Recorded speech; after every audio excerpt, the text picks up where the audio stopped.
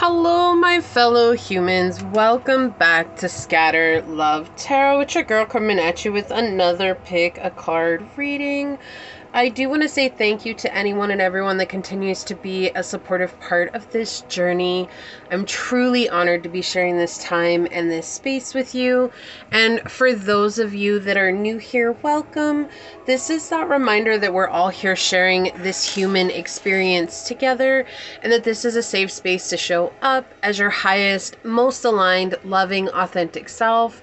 Should these messages happen to resonate with you, it would mean so much to me if you were to like, comment, and subscribe below. And if you are interested in supporting the channel further, you'll find everything you need in the description box, including how to reach me for a personal reading, as well as how to join as a member of the channel. So with that being said, today we are doing the love advice you need to hear. This was a channel message that I had, but I wanted to wait until the February 1st to bring this out, the month of love. So this is coming out for you on February 1st. And yeah, I'm just really excited to be doing that with you. And today we are going to be using the Wild Unknown Archetypes by Kim Kranz. You guys know I love her decks. If you're new here, I love her decks. I have them all. But yeah, we're going to see what comes through with that. Let's go ahead and hop to your prayer. And we'll see what this reading brings for you today. All right. Okay, my beloved sources, prayers for any and all who come onto this channel, whether it's for a moment's time or for the entire time. I ask that you wrap their hearts in warm comfort and understanding and knowledge of what is to come in love, whether that's because they're with someone or whether they're seeking love or desiring love, whatever stage that anyone here is at on their love journey. May they just truly be coming from a place of centered, unconditional love and understanding and acceptance as to what is or is not in their lives, so that they can come to a place of peace and arrive at this place of peace while projecting that out into the world, right? Becoming that embodiment of peace and unconditional love that we seek. Love is a hard topic. Love is not always easy because it brings with it so many misunderstandings and so many uncertainties and things that we always want to know better, or we want people to acknowledge more of. And sometimes that just doesn't happen. So today I ask that you bring in the advice that we need so that we can come to terms and peace with where we are. And in doing so, release the past and release the pain and release the suffering and release the stagnation and release the cage that maybe we have been holding on to, so that we can become a free agent and embodiment of your unconditional love in this realm. As these words are spoken unto this collective and upon this reading, so shall they be. Amen. Aho. Ase. Thank you, thank you, thank you, my beloved source. Thank you. Okay, let me go ahead and set that out of the way. All right, I already shuffled these beforehand. They're just so massive, these cards are, so it's hard for me to shuffle them. Let me take off my thumb ring, because otherwise it's going to hurt for me to do this. Yeah, I don't have big hands, so my hands do not fit around a lot of tarot cards, actually. So let's go ahead and find out what it is, the love advice that you need. Source for pile number 1, what archetype oracle card will help us better understand the love advice that pile number 1 needs? What will help us better understand the love advice that pile number 1 needs? One card, please. Okay, it's that one right there. Thank you. Okay, source, and for pile number 2, which archetype oracle card will help us better understand the love advice that pile number 2 needs? Okay, we want that one there. All right, and for pile number 3, source, what archetype oracle card will help us better understand the love advice that pile number 3 needs right now? Okay, thank you. All right, bottom of the deck, we've got the Destroyer. It's interesting, right? We have number 23. This is giving me this energy of like letting go of the beliefs of what we thought love was and opening up to what love can potentially become, right? It's like we've been surrounded our entire lives by conditional love, where it's like, I'll only love you if, or I'll only love you when. And being subjected to that our entire lives, we might not actually understand how to grasp onto what unconditional love is, except through consistently practicing how to unconditionally love and radically accept ourselves in this moment. And so with the Destroyer energy here, it really feels like destroying those concepts and the constructs that keep us in limited mindsets and limited space-time frames, so that we can open up to the infinite love that is source, and knowing that if we're trying to put a box around someone, that they have to love us in this way, otherwise I'm missing out on something or I'm losing something. We miss out on what could potentially blossom if we have no expectations for those individuals or those people, but instead allow them to show up and be exactly who they are in any one given moment. So that's what this energy really feels like, right? Like outgrowing this circle, this cycle, and coming into this space, the white space or the light, and seeing what is actually there. And 23 breaks into 5, and 5 is a very uncomfortable place of change. It's necessary for our journey. But being necessary and comfortable are two completely different things, right? Like that doesn't mean that, oh, well, let's just all embrace number 5. But number 5 is like the spiritual growing pains of our journey. It's like when our legs are growing and they're constantly aching, and we can hear, feel the bones moving, and it's like constantly shaking our legs to try to make it stop. You remember that when you were a kid? Like that pain, it just ached all the time. But it was necessary, because if we didn't have those pains, we would have never grown into full adults. And that's what this feels like, is that really those necessary growing pains. But it doesn't mean that they're comfortable. It doesn't mean that they're enjoyable. It just means it's a part of the process, and sometimes that's uncomfortable. Okay, so let's go ahead and start with this. We have, for pile number 1, this beautiful piece of tiger's eye connected with the solar plexus chakra, Manipura.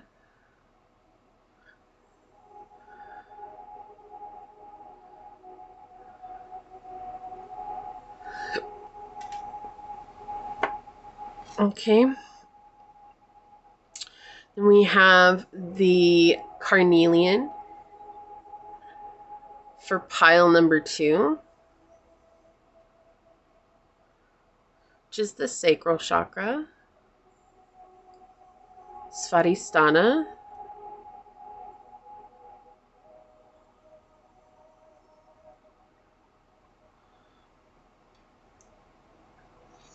And for pile number 3, we have the yellow jasper, which is also connected to the solar plexus chakra, or Manipura.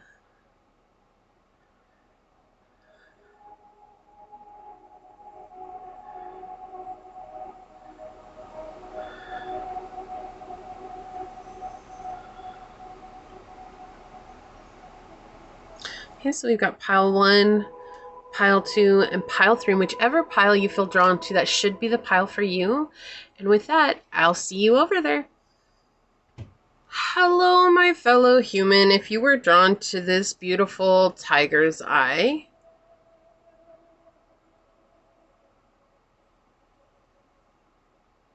or if you were drawn to this card during the shuffle, then this is going to be a reading on the love advice you need. I do want to say thank you to anyone and everyone that continues to be a supportive part of this journey. I'm truly honored to be sharing this time and this space with you. And for those of you that are new here, welcome. This is that reminder that we're all here sharing this human experience together, and that this is a safe space to show up, as your highest, most aligned, loving, authentic self. Should these messages happen to resonate with you, it would mean so much to me if you were to like, comment, and subscribe below.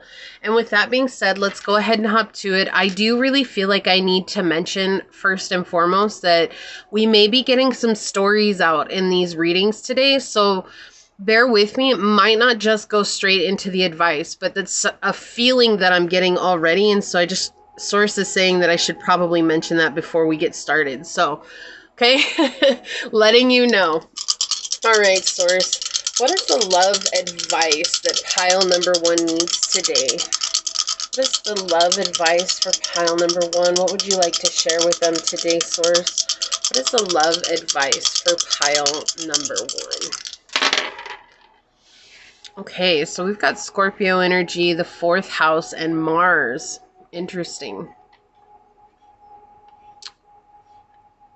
It's weird. I'm feeling like this really brutal energy here. Like you've been through it with your family. You had a brutal upbringing. And a lot of that has translated into your love life. There are a lot of codependencies, maybe a lot of jealousy, possessiveness, a lot of aggression even. And there's a lot of upset behind that. I do feel like you've dealt with a lot of people who have had less than ideal personalities, right? People who maybe have been borderline physically abusive, or if not abusive, mentally, emotionally, sexually, you name it. There's like this energy that's coming in where it's like someone, or there was a group of people who wanted to always have control over you or were very domineering over you. And this could be the mother wound being present as well with the 4th house here. It's like you could have had a very controlling mother. Like she was really scared to let you spread your wings and fly. Like even when you became an adult, or even if as you are an adult now, like she could always be meddling and like trying to, you know, play it off as like, this is how I care about you, but it's still not really looking like she cares much, because it's like a lot of control. Like I need to make sure that I'm doing and I know exactly what's going on with you at every moment of every day. And it's like, I'm an adult, and it's like for her, in her eyes, she doesn't see you as an adult, and it's like she never will. Right? And so she's scared to let you experience the world that she experienced. And if it doesn't sound like your mother, this could be a feminine energy around you that does this, like a grandmother, an auntie, or it could be a Cancer, Pisces, Scorpio, Taurus, Virgo, Capricorn energy doing this around you. So it could be a father, an uncle, a grandfather, brother, sister. Like it just feels like family, right? When we have the 4th house, we're looking at family. We're looking at our ancestors, our cultural roots, where we grew up in. But it feels like there's always someone in your energy trying to figure out what's going on in your love life, and also maybe trying to hook you up with people that they think are best for you. But maybe you've gone down that road and it has been very traumatizing. With this Mars energy here, it feels like there's a lot of combative energy there. And there's a lot of digging up old wounds with the Scorpio energy here, like taking a look at the subconscious, but the shadow of our subconscious, right? And you've had a lot of transformations, and maybe there's a lot of passion and you're really driven here, but I do feel like there's been a lot of restructuring based on past relationships for you. And so this is also bringing that up through this energy. The love advice that you need is to really recenter with yourself and understand what is it that you deeply desire, while being able to assert yourself with this Mars energy and set solid boundaries, moving away from or moving on from those past relationships and those past occurrences. Okay, so let's get some tarot out and we'll find out some more about this. Okay, yeah, this is a very heavy energy. It's like it just feels like combative. Like I feel like I should suit up, armor on, and get ready for battle, because that's what it feels like. Like a lot of, oh my gosh, here we go, I gotta fight again, I gotta fight for my right just to be who I am. Like And this could be someone that you're with currently. Like, you may have children with someone who's like this, right? And experiencing this. Like, there's nothing that you can do without them being involved in your business. Like, you can't talk to a friend without them checking your messages or your phone. It's this what this feels like. It's like I always have to be in your business. But I do feel like whoever's doing this to you, or whoever has done this to you, is extremely secretive. And I feel like that creates a very unbalanced idea and mindset for you, because it's like, I have to do everything that this person is not willing to do. And so there's that, like, do as I say, not as I do energy. And that's creating a lot of confusion, or has created a lot of confusion for you. What is the love advice that pile number 1 needs? Yeah, it feels like family. Like, there's a lot of dirty laundry in the family that you might or might not know about. What is the love advice that pile number 1 needs, source? Yeah, okay. We have the 6 of Cups coming out right away in the reverse. This is interesting, right? Because the 6 of Cups card in the Tarot Marseille is my relation. That's my love card. Like, that's my soulmate card. To come out in the reverse, we see repeat failed relationships time and time again. Like, nothing really working out the way that you had planned, or the way that maybe you had imagined it would. Or the way that it should have, right? Like, even if it wasn't that you had any expectations for it, just the way that it should have. A lot of imbalance here. A lot of empty cups, right? Yeah, transformation. Interesting. Okay. The Queen of Swords on the bottom in the reverse. Yeah, this is very telling. This definitely confirms what I was feeling with the dice. There's this energy that's coming through where you're having to cut people off. You're having to set those solid boundaries and protect yourself, or even protect children here. Like the Queen of Swords, she looks like she's pregnant in this picture, right? She's protecting her unborn child. And so this is symbolic in a way, because it's like you protecting your inner child, but it's also maybe you're protecting children as well from this type of energy, from this type of situation. And it's like slowly trying to move forward from people who are very impulsive, people who don't have much to give, people who are very much connected to the material world, and forcing that on us without recognizing how detrimental that can be to us. And especially for those of us that might be on a spiritual journey, right? They're seeing this as this energy of like, no, you have to do things the way I expect you to do them. Otherwise, you're wrong. You're being disobedient, you're being a rebel, like you need to be disciplined, that type of energy here, not recognizing that they're coming from a very obstinate state of mind, and that in reality, that's not love, right? And if you didn't catch the intro, like I would suggest going back and catching the intro, because there's a really powerful message that came out. And I feel like that's also referring to this energy as well. It's like we were always brought up in this place of conditional love. I'll only love you if you do what I demand you to, or if you are doing exactly what I expect you to do. If you don't fit into this idea that I've created of you, then I can't love you. And we see here that you have had to come into this place of really distancing yourself from situations like that. And Source is saying like that's a good thing. Or if you're struggling with distancing yourself and setting these solid boundaries, like this is the first step for you, saying enough is enough. You want me to get married to the people you want me to get married to, but we've been down this road and it hasn't worked for me, and so I'm going to try and do things on my own. And if you can't appreciate that, that's not my problem. So that means that we're going to have to not talk for a time, or we're going to have to stop seeing each other for a time, or you're going to have to leave me alone. And if you can't respect that, then it's going to result in even more drastic measures on my part. Understanding this, if you cannot respect my boundaries, understanding that I will take the necessary steps to ensure that I am in a safe space, right? Yeah, you've completely outgrown this. With the Two of Swords here in the upright. And you're on the path to a positive outcome.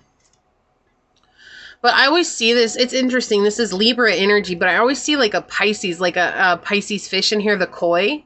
I don't know why. I know it's a flower, but it's like every time I see this card, and it's only the Two of Swords that I've seen this on, but when I first opened up this deck and I saw this, I saw a koi in here instead of the flower, and it was always funny to me because it's always feeling like this fish that has completely outgrown its tank, right? Like you can only grow as big as the tank allows you to grow. And if you don't set yourself free, you'll never know just how big you can truly be. And that's exactly what it feels like. You've hit all edges. You've hit all corners here. It's like time to jump out. And the only jump that you can make is towards a transformation here, is towards ending those generational curses. And I don't know if you can see, it's kind of muddled here, but there's these king and queen here at the bottom of this card, and they end up suggesting a lot of different things, but one of the things that they do suggest is potential generational curses. Like this goes back for a time, for ages in your life, and it's karmic by nature, right? And when we talk about the 8th house, which is Scorpio energy as well, even though you haven't got the 8th house, you do have Scorpio here, and you have the death card, which is Scorpio energy.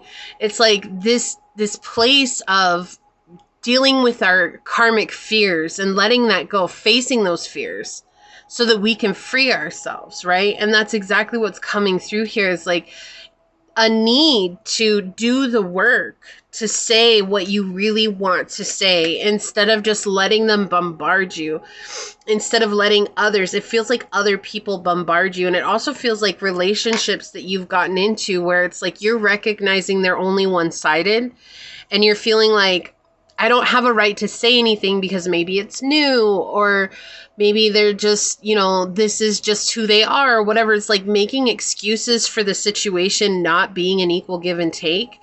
And they're saying here, what source is saying is that it's time for you to really stand in your power and say, no, enough is enough. I'm not going to accept this anymore.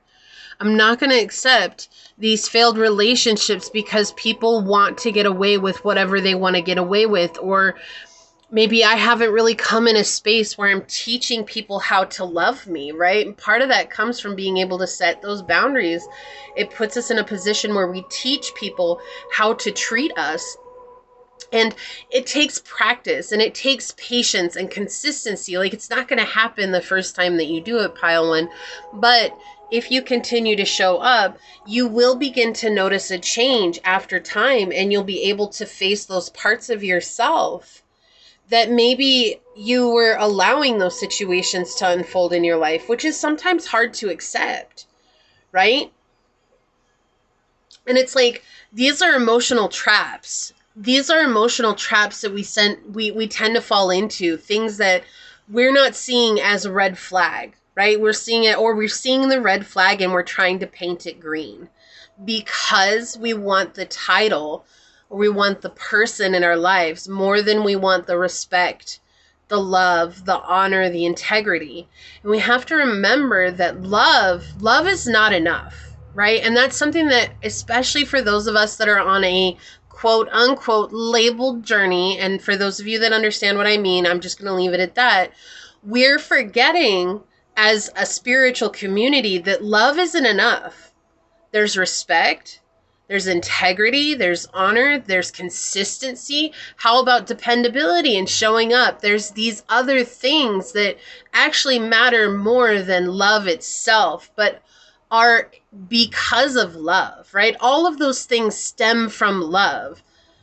And that is something that we have to continue to remind ourselves. And I feel like that's exactly what Source wants to remind you, pile number one, is that in any of these situations, it's all about you setting these very sturdy, stern boundaries for yourself, and understanding that, like, that doesn't need an explanation. And someone who loves you and who cares about you is going to show up and be like, hey, I respect your boundary.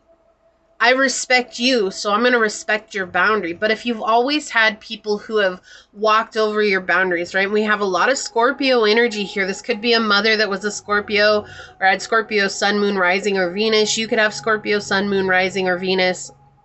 Scorpio in its 8th house. Pluto in Scorpio, Pluto in the 8th house. there's a couple of different energies here. Also, we have Libra energy here. So one of you could be a Scorpio or a Libra, okay? So there's this very, very direct energy coming in that's saying like someone is very fixed in their ways while someone is trying to constantly find footing to change. But the one who is fixed is creating a block. But at the end of the day, whoever it is that's trying to change their ways has to be able to say like, no matter how another person shows up, I have a right to choose the direction of my own life. And that's what it feels like here. Source is saying like, just be brave. And I understand that is so much easier to do than to say than to do. But in your act of being brave, you're going to see a change. And when you see that first initial change within yourself, it's going to start rippling out to all of the other people that you connect with. And you're going to see yourself stop letting those people who were not good for you or for who were toxic for you, you're not going to be letting them come in anymore. You're going to be like, no, that's not somebody I vibe with. So I'm just not even going to let that person come in. Like, or I recognize that this person is very physical and they only want something that's physical, but I want something that's more emotional and mental and spiritual. I'm not going to let that person come in anymore. Rather than saying like, oh yeah, they want the physical. Let's build the physical first and then see what happens. Like, you're going to start to understand what really works for you and what doesn't. And that's what Source is saying here. Like, let yourself experience that by coming into this very strict energy of the Queen of Swords. She's an incredibly strict character, right? She's not somebody to be trifled with. Yes, she's not quite like the Queen of Wands who's ready to beat anybody over the head with her baton. The difference is that the Queen of Swords, she has her sword posed and ready to cut ties with anybody that's necessary. Right? And that sometimes is the best place for us to be at, even if we put ourselves into a state of hermit mode or we put ourselves into a state of solitude. In that time, we cut ties with everybody so that we can understand who we are. And that's exactly what it feels like here. Source is saying like it's time for you to really begin to protect yourself. And to not expect this to go fast, okay? To not expect this to be like 1 and done or even 10 and done. Like, this is going to be something that you have to consistently show up for time and time again, because the pattern of allowing people to come in that walk all over us has been so ingrained that it would be very easy to fall back into those patterns. And that's why this is something that you have to allow yourself to consistently show up for, and to remember that you might make mistakes, but to give yourself grace and to love yourself fully and wholly and fully accept yourself, even the dark parts of yourself. Like maybe the parts of you that are saying like, yeah, I was really hoping that love would blossom from a physical relationship, right? There might be a part of you that's like, oh, I feel like I'm a hoe, or that I'm a slut, or that, you know, like I'm promiscuous because I did that. And I don't want to tell anybody about that because that's the shadow saying like there's something wrong with you. But the reality is that there are millions of other people who are doing the exact same thing. So you're not alone, right? So whatever it is that you feel is something that you need to push away that feels ugly or feels gross about yourself, the more you push that away, the more you leave space for someone who is an embodiment of that to come into our lives, because you're saying, I can't accept this. And because you can't accept it, the embodiment of that comes to you. So that's the trigger, right? Like that's the trigger. It's like tripping you up so that you'll actually face that part of yourself and say, okay, how do I love this part of myself? Right? If you think about it, if there's somebody in your life that you loved so much that was a narcissist, right? Was all about themselves, was selfish. You're like, I'm not a narcissist. Like, I don't do that, right? Right, you don't. But a part of you is displaying that same energy when it comes to another person. Like, you're making it all about them. You're making it, they're on a pedestal. You're putting them way above you. Do you see what I'm saying? It's not that you're actually exhibiting those habits or you're a narcissist yourself, but it's like a narcissist is going to come into someone who is a people pleaser, who exalts them, who puts them on a pedestal, treats them like a king and queen because that's all they feel like they deserve, and they won't take less than that. So we have to face that part of ourselves that's willing to do that for someone and say, whoa, hey, hold on, that's my shadow. How do I give that part of myself love? Like, hey, I know you feel like you need to lift this person up and treat them like they're a god, but we also deserve love, and we deserve that acceptance. And I accept that I've done that. I accept that I've acted in this way. Right? And so that's what we're saying here. It's like Source is trying to point out, like, these failed relationships or these situations where people have failed to respect your boundaries, and then maybe you've pushed boundaries back further than you ever thought that you would, right? This is what we're trying to help you transform, and the transformation is not gonna be easy, but it will be simple. If you continue to show up, it will continue to remain simple. It doesn't mean that you're not going to go through difficult emotions or times as you grow, but it just means that the steps to getting there are simple. I have to exert my boundaries. I have to be in this Queen of Swords energy. I have to be strict with how I'm giving my energy away to others. And how am I doing that? And what am I saying to others? And how am I maybe letting people in that don't respect me? And how am I maybe letting people get away with things that I would not settle for, or I wouldn't choose to do myself? Like, that's another thing, right? Would you choose to do this the way someone's treating you? Would you choose to do that to someone else that you love? And if not, then how can you love yourself in the way that you're asking this person to love you? And I know it's a lot easier said than done. I understand that. But this is coming into a secure and protected position so that you can defend yourself and prepare for what's to come, because right now you shouldn't be exposed. Right now there's no need to be exposed. It's all about finding this protection. Now I understand why I was getting this competition energy, or this like going to battle energy, because it's like, for all those people that have been battling you and trying to step on you this whole time, you are the one that's going to have to gear up and say, enough is enough. I'm done with this. I can't play your game like this anymore. I'm going to battle for myself. You want someone to fight for you? Honey, you got to show up and fight for yourself.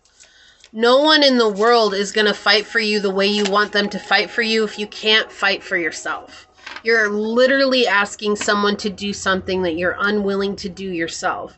I'm not saying you're not willing to fight for another person, right? That's not it. But if you were to fight for another person, wouldn't you also want that person to fight for themselves?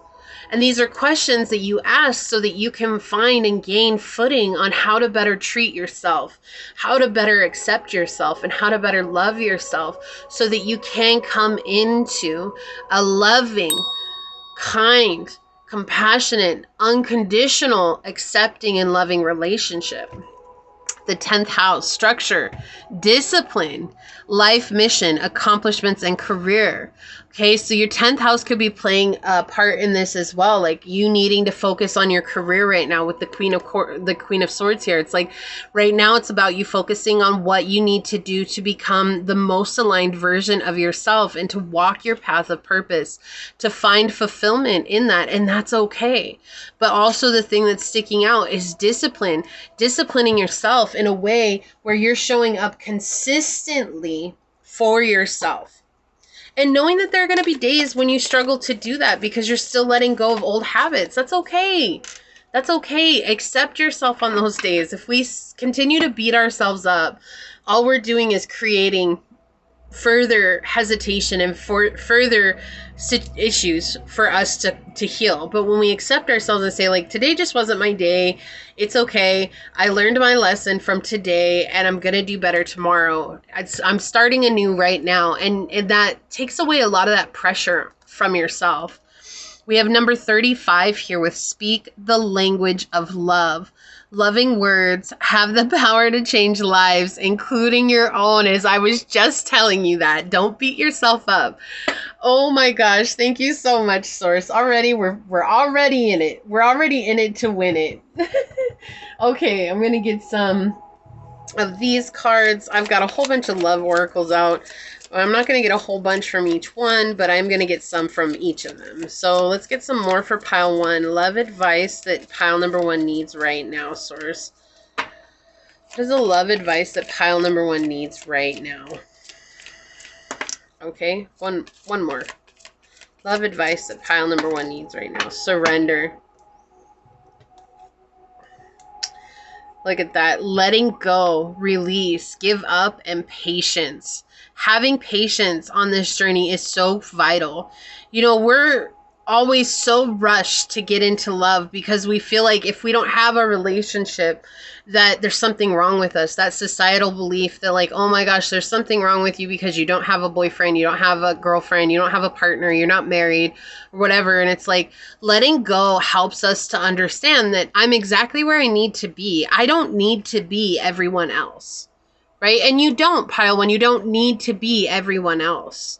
Okay, and on the bottom, we have the truth. Like confession, clarity, reveal secrets. Okay, so this is a truth that's coming to you, helping you to find this clarity within, helping you to let go of those secrets. And wasn't I saying earlier on too, like there's secrets in the family that are coming out? And I feel like the secrets in the family that are coming out are the very same emotional traumas that you're trying to heal. Look, we've got crushed flying out as a shadow aspect. You're hurting emotionally right now and you need time to heal before you jump in again. I cannot make this energy up. This is something that's coming through. It's very clear. Source is saying like right now it's about focusing on you. It's not about focusing on love. It's not about replacing love. It's not about finding someone to love. Right now is about you and you alone, pile number 1. And that's the advice that's going to serve you the best right now. And of course, always listen to your intuition. Do what works best for you. But if you feel like this is resonating with you, like Source wants you to remember that you deserve the love that you seek, but you first have to become that love. On the bottom, yeah, look, we have crumbling. What you've built feels like it's falling apart. It's okay. You have the strength to build anew. Things are falling apart right now because it's the ideas that you grew up believing, or it's those generational constructs that you have bought into. You know, it's like, oh, well, all of my siblings are married, why am I not? Or like everybody in my family has someone, like even the kids, but I don't. Like, what's wrong with me? There's this energy that's surrounding that of feeling so alienated from everyone that's close to you because you might not have a relationship, or you're feeling like you do have a relationship, but you're feeling like yours is the only one that's failing. And I feel like if you could get a sneak peek into everyone around you's relationship, you would realize that many of the people who are close to you are experiencing very much similar stories that you're experiencing. You're not alone, but past generations have just gotten pro. They've gotten pro, okay? Like there needs to be an Olympic award for how past generations have learned to be shh, hush, hush about the things that go on behind closed doors. Rather than dealing with their problems, it was just so much easier to shove it under the carpet and not even look at it, right? We have 222, stick, or 2222, stick to it. Persistence, patience, progress, steadfast, goal, manifestation, and preparation. Choose a path and stick to it. Making slow and steady progress. Exactly.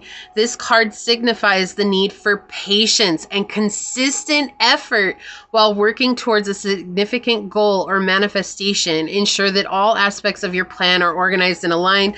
I'm not even going to read the rest of it because honestly, that's exactly what I was feeling earlier, like to do this and to show up, but remembering that it's not going to come fast. Like this is not going to be something that comes in like a wrecking ball. It's not going to be a rock slide into your life, right? This is going to be something that you're building a monument of you, and it's with a tiny little chisel and hammer. You're chiseling out yourself, and it's not gonna happen in one go, right? Like it's gonna take time and effort and patience, and you're chiseling it on a rock mountain, and it's gonna take a lot of effort, but it's worth it, right? Flirt, seduce, love, or lust. Okay, this feels like you need to flirt with yourself. That seems so strange to say, right?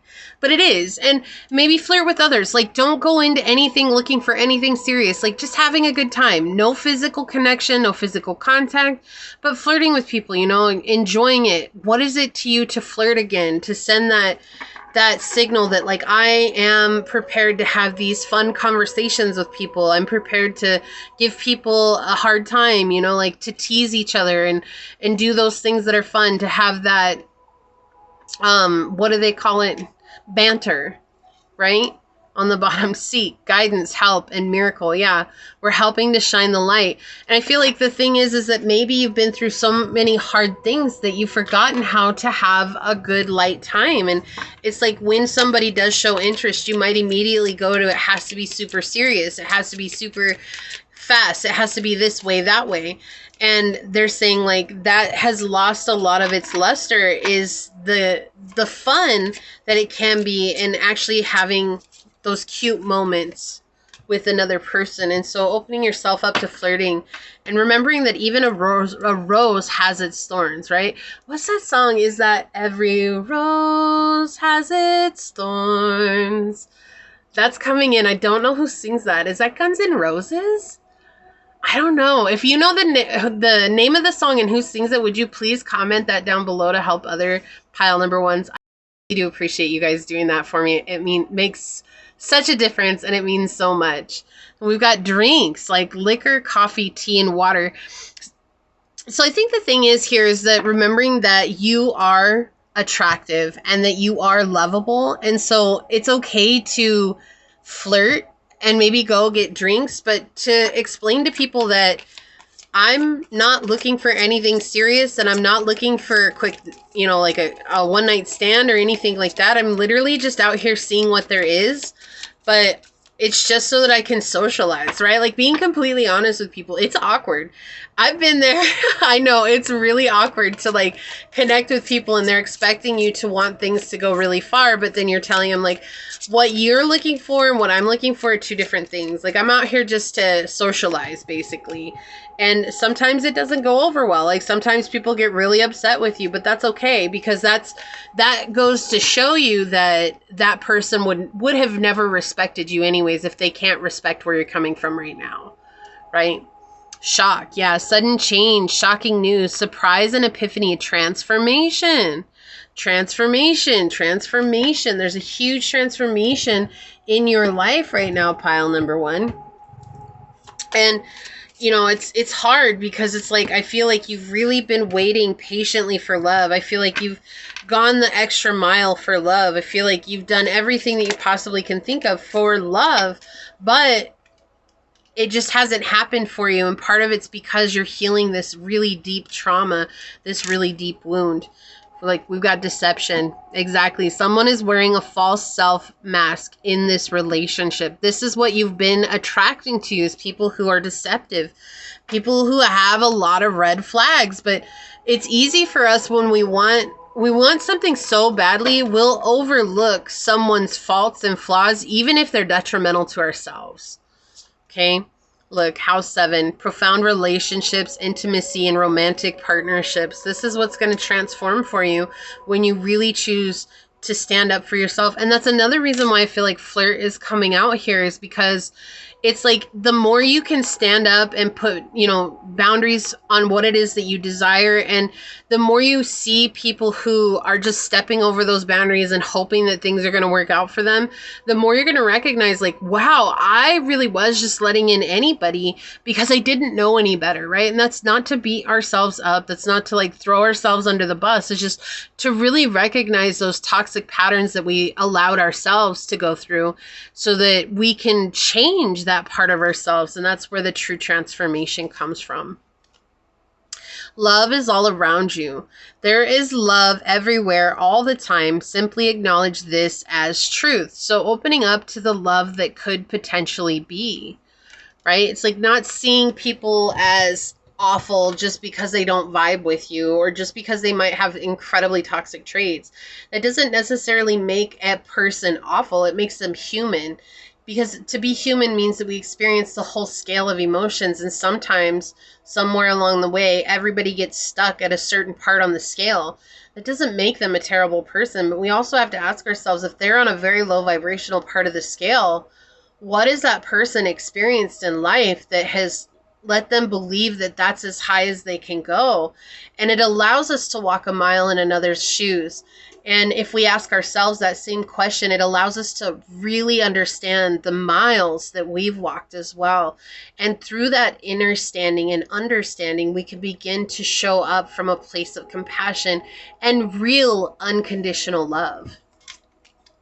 Romantic feelings, fall in love, affection, happiness, and emotions.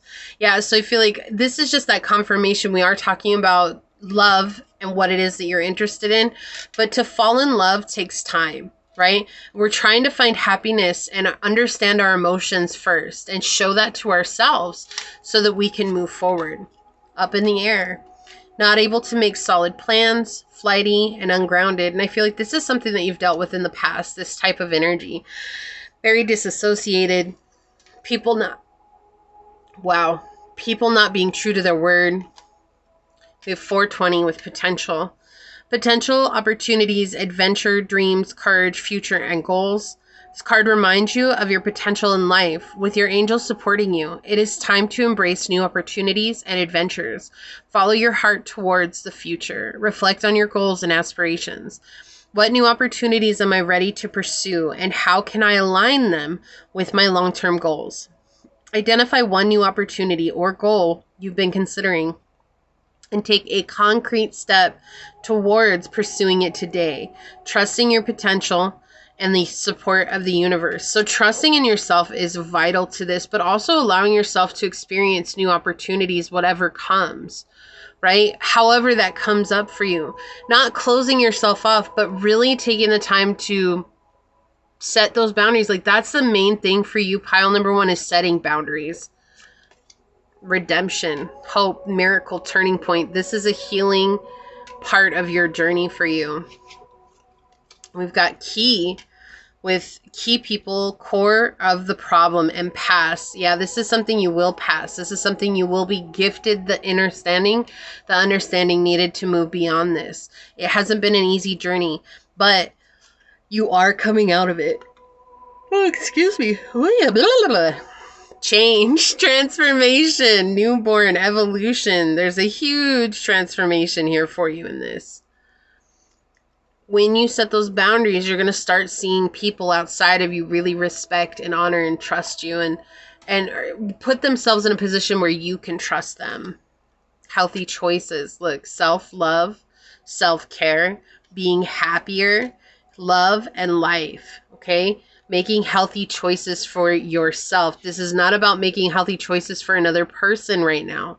That will come in time, but you first have to make those healthy choices for yourself. Not enough. This is what's been playing the shadow part too. Lacking self-confidence, self-sabotage, ego and fear and frustrations. Not feeling like you're enough. Being your hands tied behind your back and not seeing things clearly here and being beaten up and broken. You know, it's part of us facing our emotional ego, is us understanding what part of ourselves doesn't feel like we're enough. And where does that stem from? Does that stem from other people putting us in that position? And if it's from other people putting us in that position, then what about ourselves wants to believe that? And then the more we understand that, the more we can release that and make space for self-love and self-acceptance.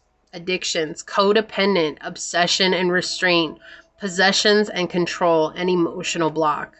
So this is another reason why this not enough came out, was because there's been past addictions to codependent relationships, feeling chained into situations or feeling like you're the only one that's experiencing this hardship, right? And we said that at the beginning, someone who's very possessive and controlling over you. And we have this confirmation coming out once again.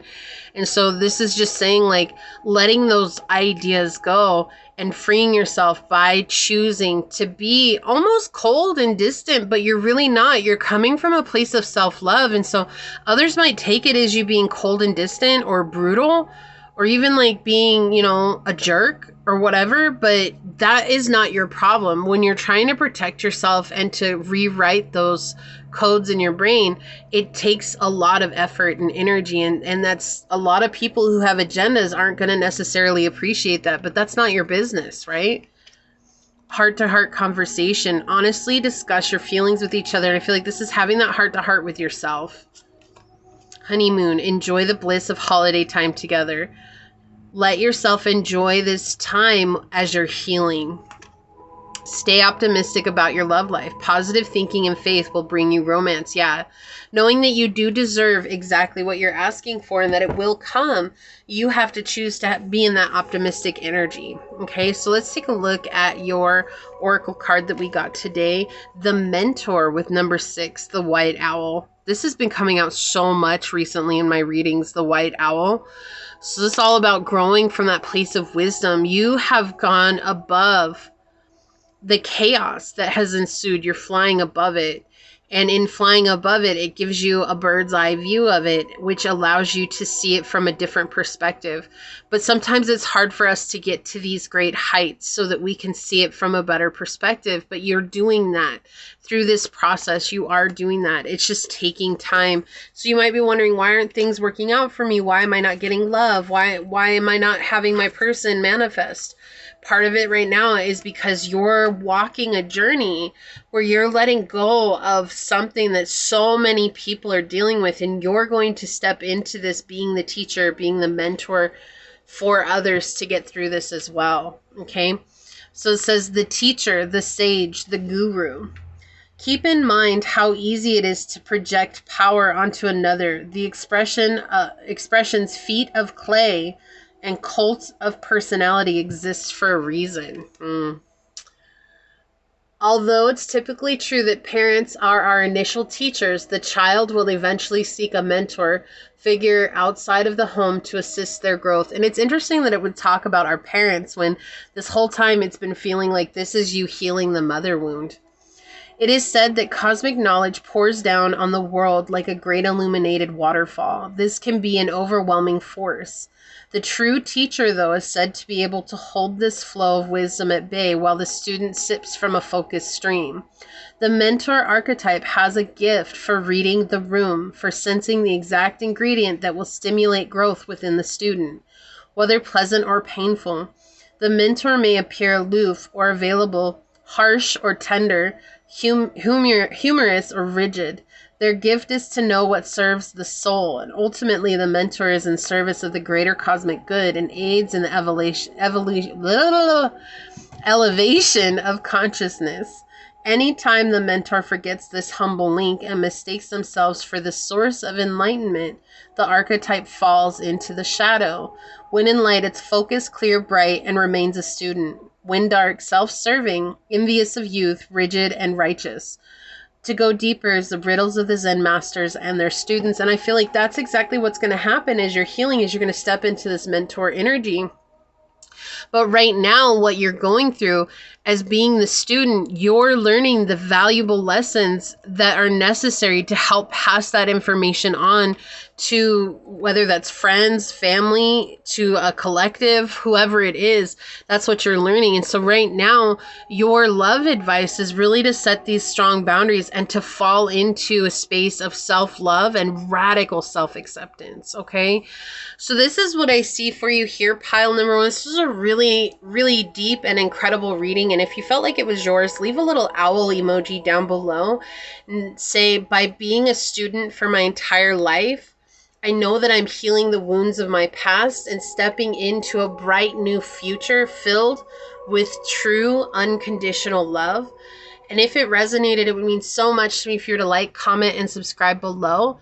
If you are interested in supporting the channel further, you'll find everything you need in the description box, including how to reach me for a personal reading and how to join as a member. And with that, I do want to take a quick second to thank your guides, your spirit messengers, your angel source, and my spirit guides for coming together to give us this very powerful message. And until next time, pile number 1, stay human. Bye. Hello, my fellow human. If you were drawn to this beautiful piece of carnelian connected to the Svadhisthana or the sacral chakra, or if you were drawn to this card during the shuffle, this is going to be a reading on the love advice that you need right now. I do want to say thank you to anyone and everyone that continues to be a supportive part of this journey. I'm truly honored to be sharing this time and space with you. For those of you that are new here, welcome. This is that reminder that we're all here sharing this human experience together, and that this is a safe space to show up as your highest, most aligned, loving, authentic self. Should these messages happen to resonate with you, it would mean so much to me if you were to like, comment, and subscribe below.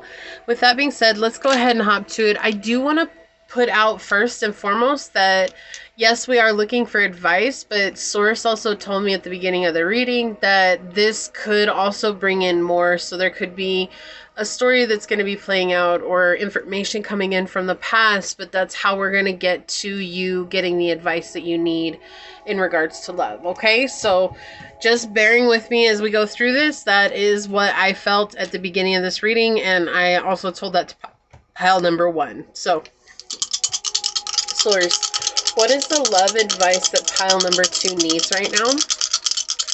What is the love advice that pile number 2 needs? Source, what is the love advice that pile number 2 needs? All right, so we've got Capricorn, Mars in the 12th house. Yeah, okay. There's been a lot of unknowns and a lot of things that you haven't seen clearly on your journey, like things that maybe you didn't want to see or things that you didn't know to look for, right? And that's okay. Like, either way, it doesn't matter. It's not about blaming you. It's not about like pointing the finger like this is all your fault. No, there's no fault here. Okay. It's just, we have to honor how we've shown up before in our lives. And with the 12th house, we do see the unknown. We also see that you've gained a lot of intuitive knowing from those past situations that have been maybe very brutal or very rigid and controlling with the Capricorn energy here.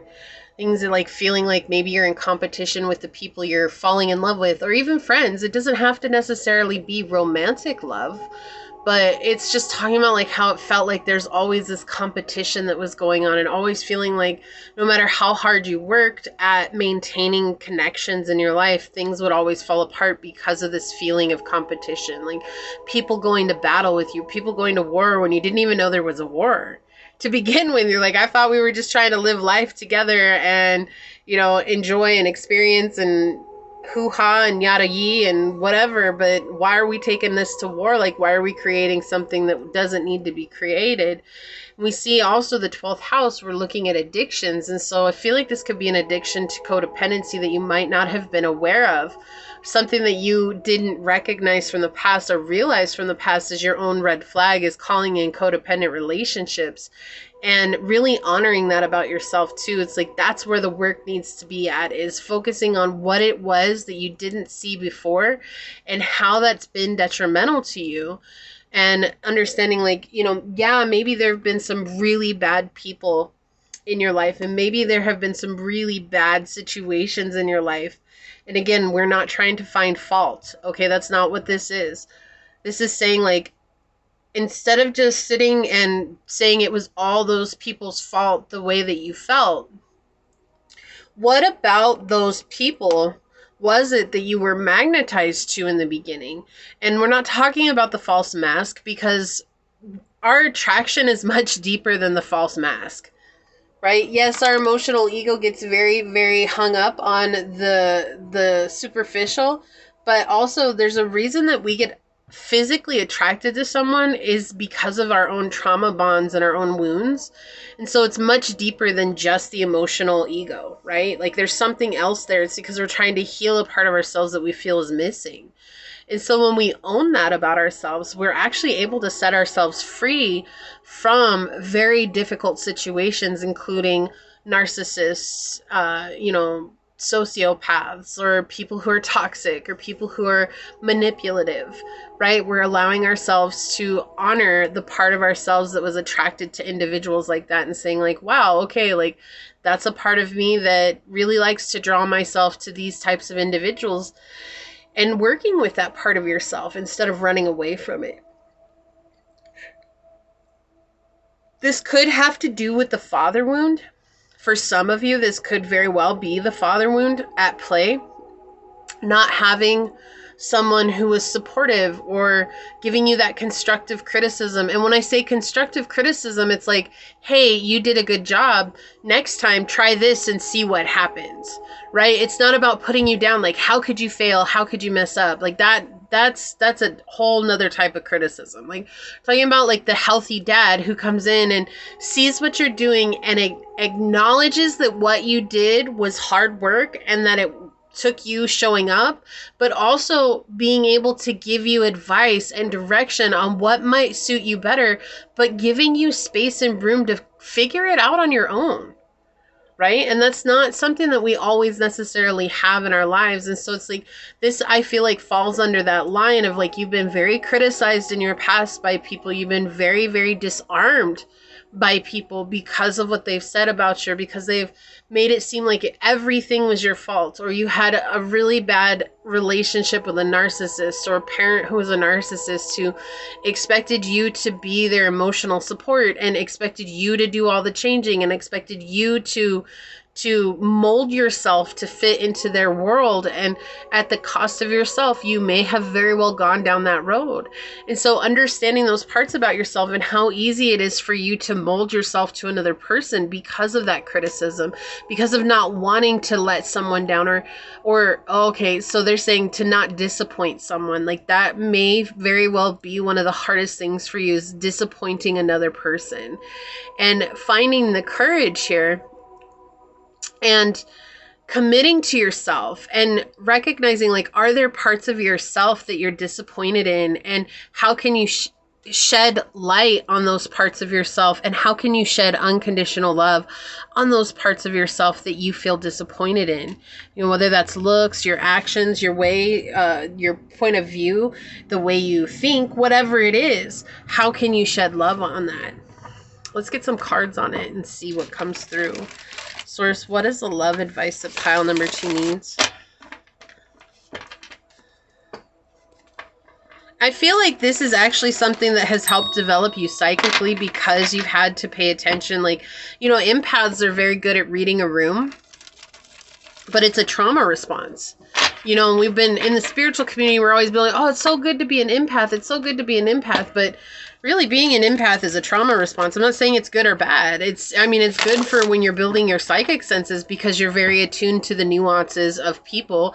You notice things that people don't, right? Like you notice the things that other people are just completely oblivious to because of growing up in those very chaotic situations. But we also have to honor that it is truly, it's a trauma response. You know, we only became that way because of those harsh environments that we were raised up in. Otherwise, we wouldn't have been that attuned to that part of ourselves. It's not that we wouldn't have those psychic abilities, but a part of our psychic abilities is reliant on being so highly attuned to people and their energy. And we oftentimes will go towards the people who we feel need to be saved.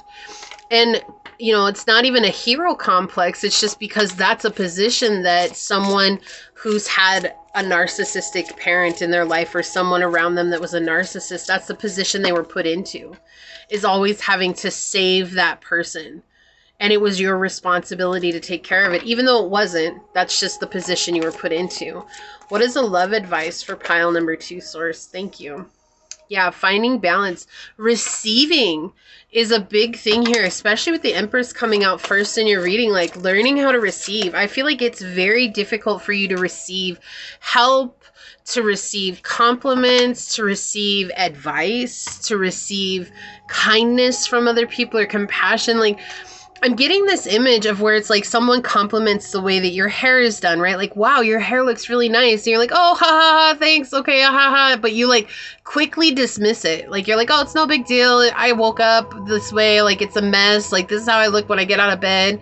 And they're like, okay, but it looks nice. Like, I'm just complimenting you. But there's like a way that you dismiss their compliment. And so you might not ever get a compliment from that person again because they feel like they're, you know, like their compliments don't matter.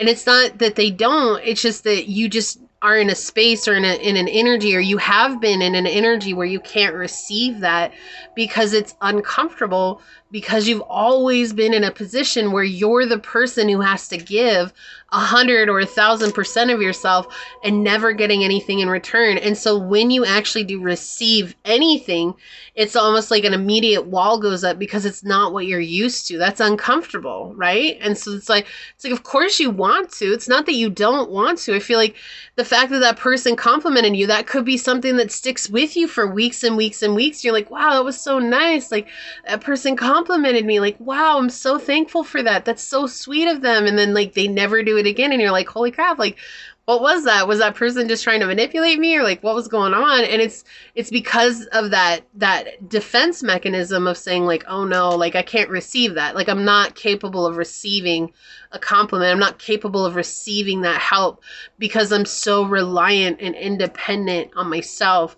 And so with the Empress here in the first part of your reading, to receive is something that is very vital to your advice in love, because that's like coming into that feminine energy. And it doesn't matter if you're a man or a woman or whatever you identify with. Okay. It does not matter. This is coming into that feminine energy of receptivity, right? Instead of the masculine go, go, go, working, being disconnected in a way from everything and everyone, focused on one thing, you know, and masculine energy and toxic masculinity have definitely been playing a huge role in our society for a long time. And so it's also a societal construct that's been placed on every one of our shoulders, and trying to combat that along with combating our traumas from growing up can be increasingly difficult. Okay, it's not impossible, but it's they're wanting to acknowledge that this is something that is very hard, and to know that it's like, of course you want to receive love, of course you want to receive good things, of course you want to be able to have that equal give and take. But then asking yourself, am I capable of receiving love when love is given? Like when someone gives me a compliment, do I feel like I immediately have to compliment them back? Do I feel like I have to give them something back? Or can I receive it and what I give back to them in return is gratitude? Is that enough? Right? Gratitude is always enough. Saying thank you for the compliment. I really appreciate that. Like that is enough. You don't have to say more. But sometimes it's really hard when you've been put in a position of always carrying other people and toxicities of other people. It's hard to be in that position of just saying thank you, because it's like, oh my gosh, like if I don't give something to this person, then I'm going to get, you know, yelled at or manipulated, or they're never going to talk to me again. So it's just easier to brush it off than it is to receive. And so they're saying to receive here. And on the bottom, there is hope with the star. Oh my goodness. Finding hope again in life. Yeah, with the Two of Cups. I love this. I'm going to leave this like this, because I feel like the thing is here is that they're saying like love will find you again, right? But you have to heal from these people who are emotionally unavailable. You have to heal from these people that have made you feel like you don't have a right to be loved, right? And it's not that you're not doing enough. It's just saying like, this is something that still weighs on your heart. Angel, that's enough, baby. That's enough, okay? Thank you. So when you let yourself love again and see hope, like see, she's got the Two of Cups here and she's pouring into the river, but she's also pouring onto the land. It's like you give a lot, and there is other people out there who will give back to you as well. But letting yourself be loved is hard. Like it's difficult for you to receive that love because of that past that you've been through. Yeah. feeling stuck with the Sun card. Well, let's see. Let's see. All mysteries. Wow. You got all trump cards here. This is crazy. Look at this, like the Sun card in the reverse and the World card in reverse. This is what's blocking you from receiving here, is being stuck in a position. You have the two little children here, and the children are depicting like, I'm stuck in a situation. This wall is too big for me to move beyond. There's not enough hope. There's not enough light. I'm shrouded in darkness, right? And I can't move on from that darkness because it's too heavy. I'm stuck in this situation. And so here we see this is a child trauma that's at play here in your love life. This is something that continues to come back to you. And with the World card, we see it's somebody who is very conceited, has misguided views, was unable to be present in life, and was someone who could have very well been like an energetic vampire. That's an interesting energy coming out. Disconnected.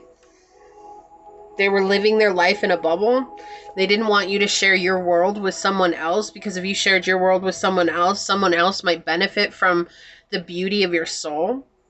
And it's like easier to keep you in this place of like complacency by making you feel unwanted, by making you feel unloved, by making you feel like you don't matter, right? And isn't it interesting? All four of your cards that came out present are the mystery cards. They're massive energies. These are huge energies. And it's interesting that Source wanted to talk about the Empress first before we focused on these other cards. We got the Empress and the Star out, both in the upright, because it's like saying that the hope is from you allowing yourself to receive from others. Like, there are people in your life who want to give to you, but they're afraid to give to you because of that disconnect. Because that trauma always comes up. It's almost like receptivity is the trigger in and of itself. And so the only way for you to overcome that is by allowing yourself to receive. And if it triggers you, instead of projecting that trigger out onto others, which is, it's not like you're doing it in a nasty or toxic way. It's not about that. It's just, again, it's like someone gives you a compliment and you push the compliment away. That's a projection, right? Rather than saying thank you, it's like training yourself to say thank you when someone gives you help. Like if someone helps you move, instead of feeling like you need to give them this big extravagant party, just saying thank you. You know, they wouldn't be there if they didn't want to be. That's the thing. And so it's like remembering this. Maybe you had someone in your life that really didn't think that anybody could be around to help, that you were the only person they could rely on, and that they had to force that energy onto you all the time. That's not the position that you're in anymore. And so the advice here is to really let yourself receive love, receive kindness, receive compliments, receive compassion, receive good things also from Source. Like, I can't bring love into your life if you don't open up to receiving, right? And this is also this preoccupation with yourself. Like, it's someone here was unable to move forward, and now you're having to move forward while they're still stuck in the past. And I feel like there's still a sense of guilt and blame that's coming from you wanting to move forward while this person is still staying stuck. And you know, I've talked about this before on many videos when I first started. You know, I've had some very difficult relationships in my life as well. It's not to say like, oh, mine are worse or yours are worse. It's not about that. What I'm saying is that I brought up that the Stockholm Syndrome is a very real thing, right? Like, it's like you've been in a situation for so long, and it's like, well, this is what I'm supposed to do. I'm supposed to love this person. So you fall in love with this person, whether it's a lover, a friend, or a family member, whoever it is, whatever title or role they play in your life, you fall in love with them and you give into that love. And you're not recognizing that you're actually falling in love with someone who is really a captor, right? Like, they've captured you and they've dimmed your light and they've forced you into this cage. And you end up putting them on this pedestal. You end up putting them in this position in your life that they don't deserve, but you don't know any better. And so it's like, I feel like there's a sense of guilt here for you wanting to move on because of that Stockholm syndrome, that idea that you've fallen in love with the person who is most toxic in your life. And then there's that blame, like, well, if I move on and then they don't have anybody, who are they going to have? Well, at the end of the day, that's really not your fault, and it's not your problem. And I know that sounds heartless, but it's not. It's not, because if they loved you like they said they loved you, they would not have shown up the way that they did. And it's hard to say that too, because I do feel like they do care about you, but this is the only way they know how to show they care. But it's like, if they really truly believed that you were better off, they would encourage you to be who you are. But they don't. They feel like they're better off with you in their lives. They don't think about you having a life separate from them. They're just incapable of seeing you as someone separate from them.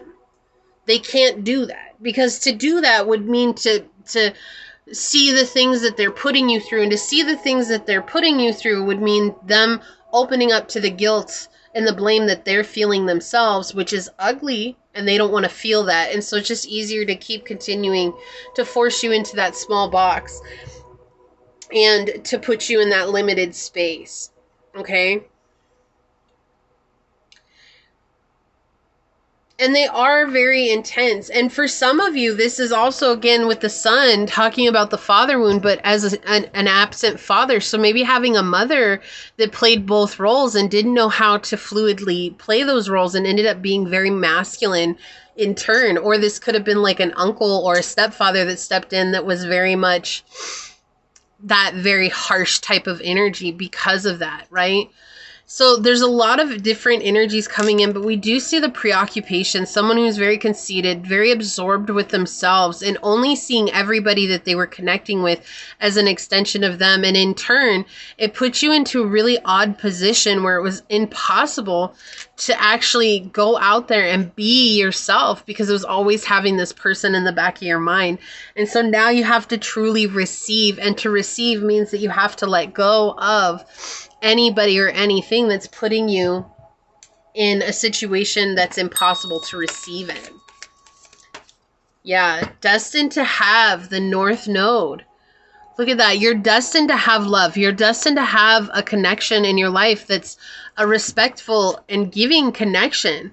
Okay, like that's supposed to be a part of your life, but you can't ever get there if you're staying in the South Node energy, which is what we're comfortable with, right? That's what we've been talking about this whole time. It's like, I don't want to love toxic people, but if all you've known your whole life are toxic people, then how do you love healthy people?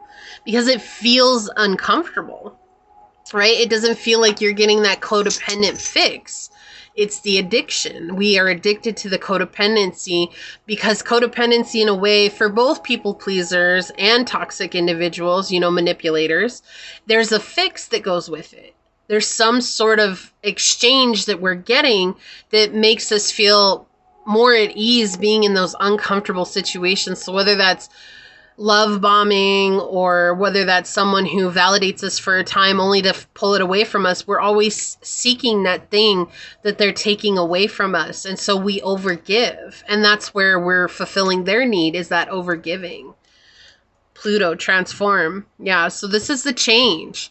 Changing yourself and letting yourself receive. And to receive sometimes is very difficult. So allow yourself some grace. Like if you don't get it right the first time around, that's okay. That's all right. Like we've got the Union of Hearts coming out. A love connection that defies explanation. So there's a love connection here that is going to be more than you could have ever imagined it was. We have 10 and 10 coming out together. This is the 19 card, and then this is the 28 card. So 10 and 10, this is a part of your path. With the North Node here, this is meant to be a part of your path, is to have a love connection like you could only imagine, and even better than, right? And it might not be the person who you wanted it to be. It might not be the person you want the label to be.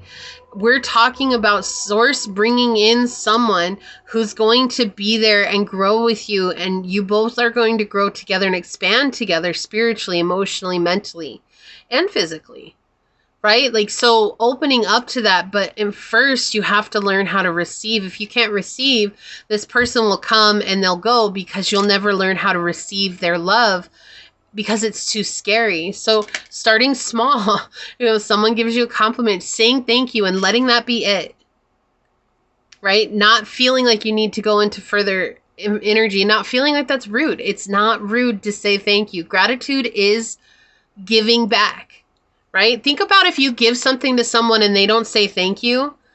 Think they don't say anything, right? It feels upsetting. But if they were just to say thank you, wouldn't that feel enough for you?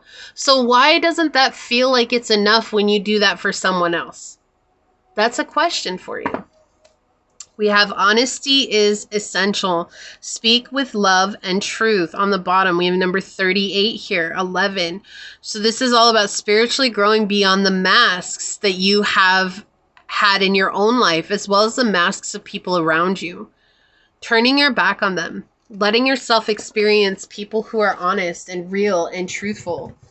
And again, I feel like that's all you want, but it doesn't mean that it makes it comfortable, right? Like just because we want something doesn't mean that we're ready to receive that. Soulmate. Yeah, I'm not surprised this came out, especially with this card. We have twin flame, soul contract, soul connection, and past life. I feel like these two go together. Okay, so there's someone here who is not waiting on you. That's not really the right energy here. They're just someone who's finding their way to you, and you're finding your way to them. Okay, but it comes from this letting go of believing that you have to hold on to this past energy. And again, it could be a father, it could be a mother, it could be an Aries, Leo, Sagittarius, it could be a Libra, Aquarius, or Gemini energy that you're holding on to. Okay, we have reconciliation, reunion, second chance, back together, I miss you. So there's someone here who does want to come back. And again, this could be the soulmate, okay? They miss you a lot. But understanding too, it's like sometimes we have to let go in order to receive. Secret crush, admirer, attraction, suitor, and butterflies. Yeah, there's an energy here that is waiting for something to shift between the two of you. And it's not your, like, here's the thing, pile two. It is not your job to figure out what is enough. Okay? This is something that's going to happen on an energetic level. This is something that Source is going to take care of. It's just for you to focus on your journey right now. And again, knowing that there is hope coming, like love is coming to you. Just keep focusing on yourself and just believe that's the truth. Love is going to come to you. I'm ready to receive love, right? And in doing so, you're letting yourself come into that energy of, it's okay for me to let go of the past. It's okay for me not to feel guilty about this any longer. Shadow aspect, negativity, like a dark cloud above. You are depressed, extreme moods. That's exactly what we've been talking about this whole time. All that negativity around you that's been around you your whole life, it's not something you're destined to experience for the rest of time. It is going to change. It is going to shift. Okay? There's someone here who really, really has their eye on you, and they really are a good energy, a good person. So we have 66 with Don't Worry, and 6 is all about seeing yourself through eyes of unconditional love, resolution, solution, balance, harmony. Okay? So on the bottom, we've got, look, 17, self-belief. I love that this came out for you. Self-belief, confidence, hope, change, courage, leap, path forward. You may feel stuck or fearful, perhaps even in despair, thinking there's no way forward. This card reassures you that the path starts with you. You are ready for a life-changing leap forward. Believe in yourself, okay? Believe in yourself, pile number 2. Don't worry. It was so funny. I was hearing this one. Don't worry. Be happy now. Ooh, ooh, ooh, ooh, ooh, ooh. Right? So, yeah. Calm, optimism, joy, trust, release, and soul mission. Wasn't I saying that? 1010. This is a part of your soul journey. This is a part of your soul mission. Yes. Thank you so much, Source. If you've been consumed by worry, fear, or concerns about the physical world, it's time to shift your focus. Move from stressing over material needs to the joyfully pursuing your soul's mission with optimism. In what areas of my life am I letting worry hold me back? And how can I redirect my focus towards my soul mission? Identify one worry or fear that has been consuming your thoughts and take a step today towards a joyful path. Pursuit of your soul's mission, focusing on positive actions and outcomes. I love this. I'm going to put that there. Yeah, you're moving towards what is rightfully yours. It's just taking time. It's taking the effort to get there, but they really want you to receive. It feels like that's what Source is saying. Be used to receiving. Okay? On the bottom, we have comply, rules, laws, and unwritten rules. It's so weird. Like, get this card. Source wants you to receive, and then comply comes up. Please comply to my demand. Like, it's not about being rude. Like, they're not trying to be like, oh, if you don't comply, like, things are going to work. No, like, but that's what it felt like. It was just like, hey, I'm requesting that you receive. Like, I've got tons of blessings for you, and they're lining up outside the door. We've been knocking. But, you know, the fear of the past is not letting you open the door, right? Sunset, decline, fade, and aging. It's not the end. That's what I'm hearing with this card. It's not the end. There's so much more waiting for you. Look, prosperity, wealth, good luck, and blessings. What was I just saying? We've got all these blessings lined up outside the door, and we've been knocking. Can't you hear me knocking? Right? And you haven't opened the door because the fear has been holding you back. Like this guilt of being prosperous, this guilt of being abundant because of the past, because someone in your life convinced you that you weren't worthy of having prosperity in your life. And that's the illusion that we're trying to help you to let go of by helping you to receive. Receiving is what's going to help you see that you are worthy of good things. And it starts very small. Okay, like we're not trying to rush you into receiving something huge. And I know maybe that sounds real fun and all, but what the worry is here, okay, like with that, is that if we start you off with something large, the chances of you rejecting it or resisting it are much, much higher than starting out with something small. So let's start with something small first. Let's see how we do there, right? Like let's open up the door first. One blessing at a time, and then love is coming. But you're destined to have a soulmate love in your life, okay? And again, I know this has twin flame. I know it has it on there, but let's try to veer away from the titles and open up to who can come into our lives that's going to fulfill our need this lifetime, right? Instead of focusing so much on who it has to be. Because sometimes we get so stuck on this label and, oh my gosh, it has to be them. It has to be them. But there are people that have been waiting 50, 60, 70 years for their twin to come in. And everybody's like, oh, you're meant to be with your twin. You're meant to be with your twin. You're meant to be with your twin. And okay, so these people who are very, very, very, very far on their journey, right? Who are really don't have that much time here on this planet or on this realm. And that's not a thing for them, but they've done far more work than we could ever even imagine. And I'm not trying to dishearten people. I'm just trying to say we have to look at it from a logical standpoint that everybody's journey is vastly different. So you know what it is to be put into a cookie cutter version, someone forcing that onto you. So rather than forcing that onto yourself and saying it has to be what everybody else is saying it has to be, what Source is saying here is like, don't focus on the label. Focus instead on calling in exactly the type of person that you desire.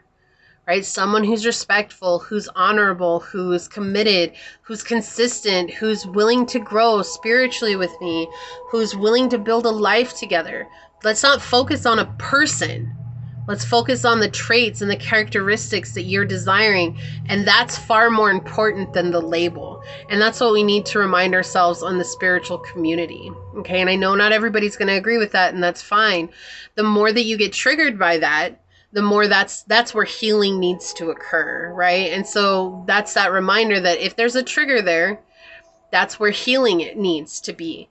That's our blueprint for healing. Oh, hey, I'm getting triggered. Like, I need to heal this. I need to work on this. What about it am I not okay with if I don't end up with the person who I think it needs to be? And that's part of what the twin flame journey is can you be okay with it not being the person you expect it to be? Can you be okay with that? And if not, why? Why can't you be okay with that? And if the reason is because everyone says, that's not a reason. That's just blindly following everyone and not letting yourself experience your own truth, right? So we have to open up to our own truth and saying like, well, why do I believe that? Why do I feel like it has to be this person? And if it didn't, how would I feel? Like what comes up for me, and exploring that further. And that's what takes away the trigger. Okay. Snake. Wow. Look at this. We've got lie, poison, and fertility coming out, right? Yeah, this is what you've been dealing with. A lot of lies, a lot of poison, but also fertility. And thinking about snakes, they don't have to be a bad symbol. They're all about rebirth and shedding and, creativity and growing. Like a snake can't grow until it sheds its skin. And that's exactly what I feel like you are going through, right? You're shedding the skin of the past. It's like whatever it was that held you bound or had you captivated or stuck, right? You're shedding that. And in shedding that, you're opening up to this potentially beautiful love in your life, right? Seeing what else there is here. Yeah, no. Fighting the shadow. That's another energy. Fighting the shadow. Not everybody's looking out for everyone else, even in the spiritual journey. Like, it's so sad. Like, I wish I could tell people, like, oh, everybody that's spiritual, they're all fun and games, and they're all great, and they're all beautiful. But the truth is humans are going to do what humans are going to do. No matter the journey we take, there's always going to be people out there who are going to mislead people. There's going to be people out there who are going to try to create some sort of dissonance with one another. There are going to be people out there who try to benefit from other people's sorrow. And, that is where we need to really begin to listen to our discernment and intuition, right? And that's why it's so hard. And I've talked about this a lot on my podcast. If you're not familiar with my podcast, it's at Scatter Love Radio on Spotify. But I've talked a lot about the twin flame journey on there as well. And it's a lot different from what I hear all the time, because I've had so many downloads and I've spent so much time with Source in regards to this, because my own journey was absolutely baffling and left me broken beyond measure. And I had to learn from that. Like, why was it that I was so broken by this person? And why was it that it was so difficult for me to accept that maybe this person isn't going to be a part of my life ever again? And going through these processes, you learn so much about yourself. So it's not about this person not ever coming back in, but it's about asking about the triggers that are associated with that person. Okay, even from the past, even this past energy that's here, asking about the triggers that are associated with that past person. That's the only way we're ever going to let go of the trigger, is by accepting what has happened and letting it not be so upsetting for us anymore. We have coffee cup here with meeting, talking, savoring the moment, feeling elevated, and building a friendship. Okay, so there's someone here who's gonna come in and want to build a friendship with you, and they want to date you. Get back out there, meeting someone new, setting a date online. Okay. So there is a love interest here. And I feel like they definitely want to give to you. We have engagement flipping over. Your love life is ascending to a higher level of commitment. Yeah, so there is definitely someone who's interested, someone who's coming in. And the advice here is to receive. Let yourself receive. And you'll know. Like, we're not just saying blindly receive everything and from everyone, but trust your intuition. Okay? Pay attention to the red flags. The signs are cautioning you, right? Like, pay attention to people, listen to your discernment, listen to your intuition. You've learned a lot of valuable lessons. Let those lessons be something that is your guide in this journey. ending. You're pretending that it's not ending, but it's time to let go and make a fresh start. And I feel like that comes with this same energy here. It's like, if it's not a certain person, or if it's not a certain label, then I don't want it. But you could potentially be putting yourself in a place where you're going to like let go of something that's even more meaningful to you. Tangled. Unable to free yourself from a sticky situation. Taking a step back helps you see clearly. Yeah. And it's hard. Like, I feel like love is one of the most difficult situations because love sells, right? And sex sells. Those are the two things that sell the most in marketing. They've talked about it in marketing. Like, these are things that really just hit consumers hard. Like, it's something, if you make it seem like they're going to fall in love or they're going to be in love with this product, they're probably are going to buy it. If you make it seem like this is going to get you some, they're probably going to buy it. You know, I mean, even, what is it? Even Fluffy talked about it once. He's like, I saw this commercial once, and then there was this lady on TV, and she's like, Pepsi. Like, you know, like all these things. And that's, they're saying, it's like, okay, this person is just like selling this to me because this idea is what's selling. It's not the product, it's the idea. And so unconditional love allows us to step back from the idea and see the whole picture as it is, which allows us to step into this place of acceptance of what is and things that we might not like. You know, to accept something doesn't mean that we have to like it. It just means that we understand, like, this is just the way things are sometimes. Like, the journey of light and love doesn't mean that all problems are erased off the face of our planet or off of our journey. No, it just means that we now have better tools for showing up for it, right? Redemption, hope, miracle, a turning point. So you're definitely reaching a turning point here. And a huge part of that is letting yourself receive. Reconcile, repair, cure, understanding, and concession.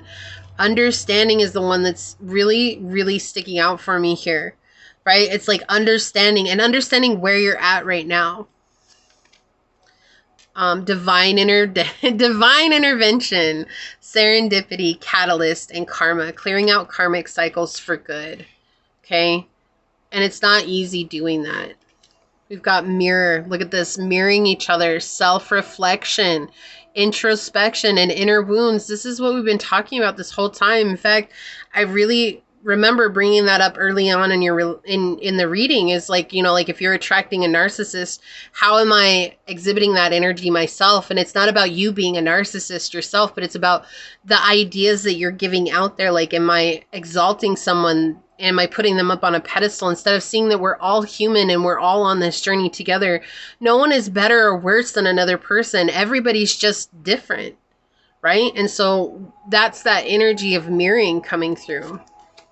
Ship, look at this, cutting ties, moving on, receiving what you need, progression, and arriving. So don't be afraid to cut those ties with the people who aren't making progress. It's okay. It's not your problem.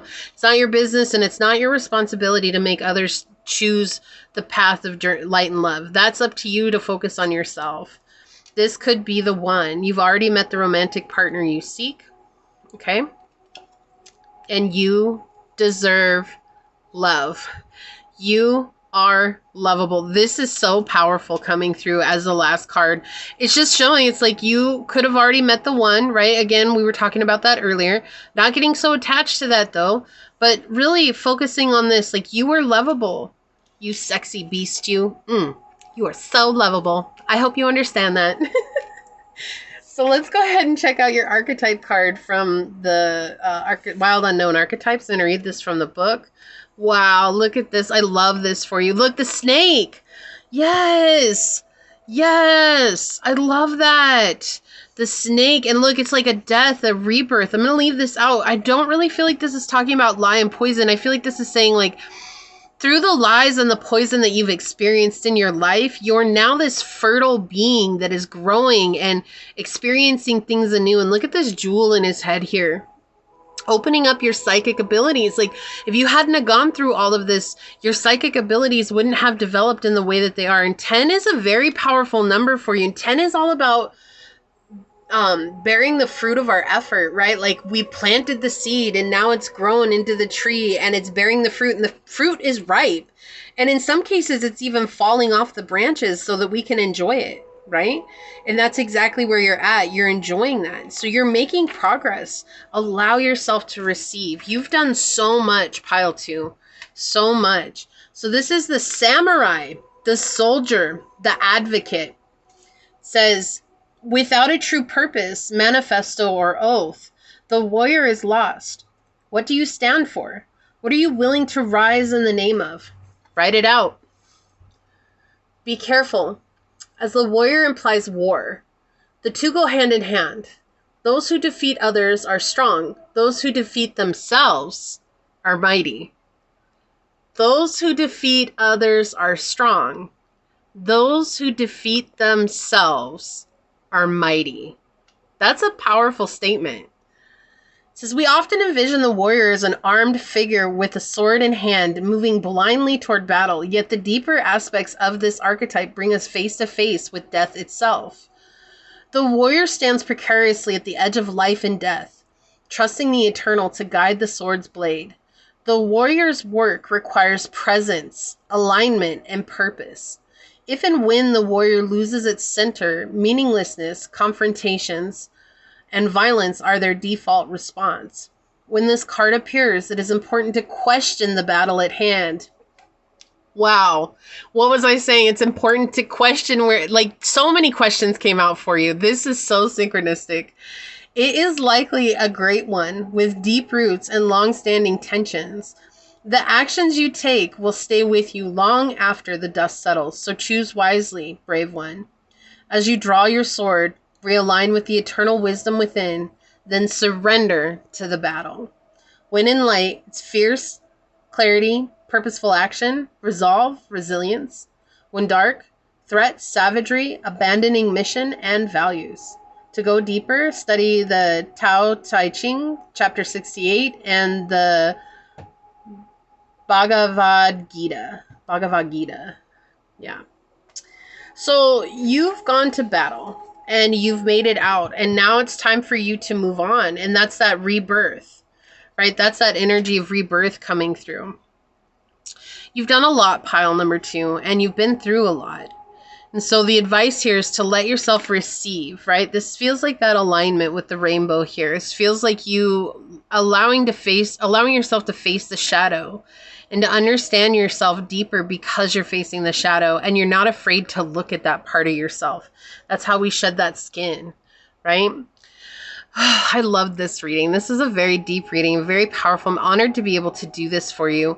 So this is what I see for you here. If you felt like this was your reading, leave a little snake emoji down below and say, shed my skin from my past so that I can be reborn into the alignment of my true purpose and strive as the warrior I am. And if it resonated with you, it means so much to me if you were to like, comment, and subscribe below. If you're interested in supporting the channel further, you'll find everything you need in the description box. You can find out how to reach me for a personal reading, as well as how to join as a member of the channel. And with that, I do want to take a quick second to thank your guides, your spirit messengers, your angel source, and my spirit guides, all for coming together to give us this incredibly powerful message. And until next time, pile number 2, stay human. Bye. Hello, my fellow human. For those of you that were drawn to this beautiful piece of yellow jasper, which is connected with the solar plexus or the Manipura, or for those of you that were drawn to this card during this shuffle, this is going to be your reading on the love advice you need right now. I do want to say thank you to anyone and everyone that continues to be a supportive part of this journey. I'm truly honored to be sharing this time and this space with you.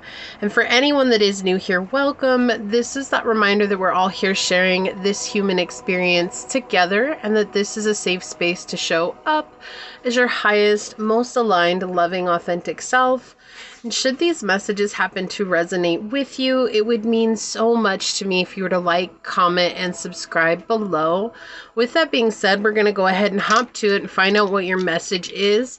First, I do want to let you know that Source was wanting me to remind everyone at the beginning that we're not sure what's going to come out, okay? Like, I know we're looking for love advice, but there might also be a story leading up to that advice as well to really implement what it is that they're trying to get across. I already said that for both pile 1 and 2.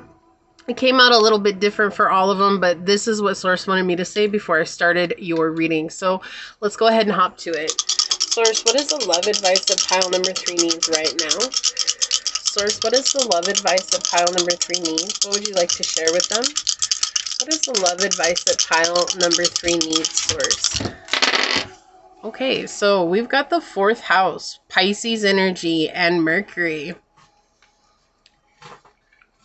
A lot of Cancer and Pisces energy throughout this whole reading today. So water signs for sure, definitely needing some of the messages coming through here. If you don't have water in your chart, that is okay. It doesn't make it any less so, okay?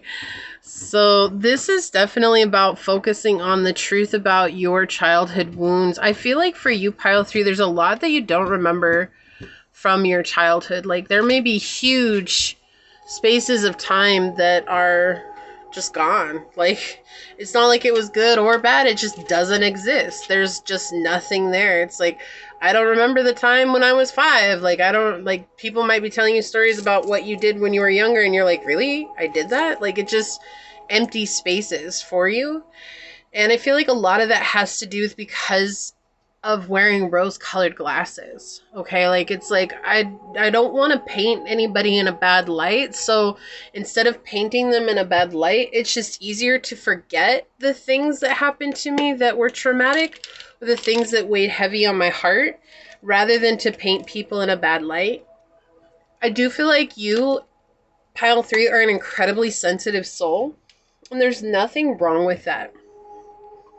But because of that high sensitivity, there's a guilt and a shame that comes with even saying a truth about someone that you yourself wouldn't want said about you, right? Like, oh, that person is really rude, or that person is just crazy, or something like that. Like, or it could even be cursing at someone. Like, it just really feels like for you, even growing up, like, that was always something that felt very awkward for you. It felt very uneasy, is the feeling I'm getting. Like, I feel very uneasy. Like, it makes me sick to my stomach.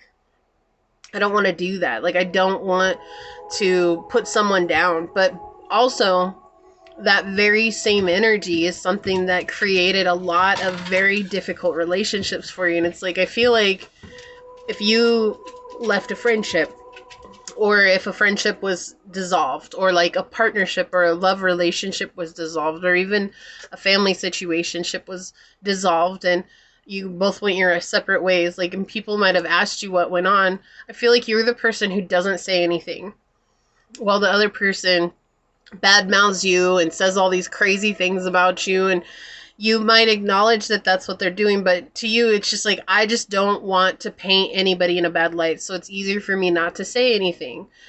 And that stems from a childhood trauma. This is a very specific energy coming through. And I feel like, especially with Mercury coming through, there's a need to be honest about what you're blinding yourself to. Right? Like, it's okay to be honest, especially with yourself. I feel like, forget about anyone else in this situation. But there's even a need to be honest with yourself about how someone has treated you in the past, or how multiple people have treated you in the past. And not being afraid to express that to yourself. Because if you're afraid to express that to yourself, then you're never going to be able to be completely 100% honest with individuals out in the physical realm. Right? Because we can only give ourselves as much as we give to ourselves. So if there's this part of you that's like, no, that needs to stay behind closed doors. No, like, no one can know about that. But are you letting yourself know about that? Are you letting yourself see that? Are you letting yourself acknowledge those things? Or are you choosing to do the same thing with yourself? And we are talking about our roots, right? So it's like childhood. This is really reflective of your childhood traumas and the childhood upsets that you went through. And with the Pisces energy here, it's like you may be incredibly gifted. And you may even be on the scale, the autistic scale, right? The spectrum. And or maybe you've been diagnosed being on the spectrum, and I feel like part of that comes from being a highly sensitive soul and simply feeling isolated because people don't see things that way. Like, it's like you see people being rude to people all the time, and that's something that like doesn't make sense. Like, I don't understand that. You literally just aren't able to make sense of that in your head. And there's a part of you that, because that's something that you can't make sense of, it's like I equally don't know how to be honest with myself about how somebody has treated me in the past, because I don't want to appear like those people appear to me, where it just seems senseless why they're saying these things. But this is more about being free with yourself and saying like, hey, this person was really toxic and these are the things that they did, and this is how I felt about those actions that they took in my life. It's not about beating that person down. It's about allowing yourself to explore the emotions that you experienced while you were going through those traumas or while you were going through those moments. And that can be terrifying because it feels like we might be reliving that over again. And in a sense, yes, you are reliving that trauma again. But when you remind yourself that I'm not in that situation anymore, I am safe, I am protected right now, I'm doing this in a safe space so that I can experience this knowing that I have room to heal and room to get through it, then you're going to free yourself from the burden that it's been putting on your shoulders for such a long time. So this is what this energy feels like, is your advice is being completely honest with yourself about the experiences that you had as a child and allowing yourself to explore how that made you feel. Did you see my camera just started freaking out all of a sudden? It just went in and out like really fast. Wow. Okay, hold on. Let me get you back to where you're supposed to be at here. What is going on here? This is not... Oh, how wide can we go? Okay, I want to get to where we were. Okay, that's me doing that. Okay, there we go. We're back to where we were. Yeah, so I feel like that's just something that, again, and it was at 8:08. It was weird when it did it. It was at 8:08 on the clock. And I feel like that's just saying it's like it's hard for you to express yourself in those karmic situations. It's much easier just to keep moving forward. And there's nothing wrong with moving forward. Like, that's ultimately the goal. But I feel like a lot of times that may still express itself in relationships and in connections that you have in your life, is that same energy. It's like, oh, well, this person's not for me, but instead of me honoring how I felt in the situation, it's just, let's just brush that under the rug and move forward. And I feel like the sensitivity that you're feeling is definitely triggered by that. It's like you do feel things very deeply. So it's not a question of whether or not you're feeling, and you may have actually, this is strange, but I'm getting a sense that maybe at times you've been accused of not having emotions or not having an emotional response.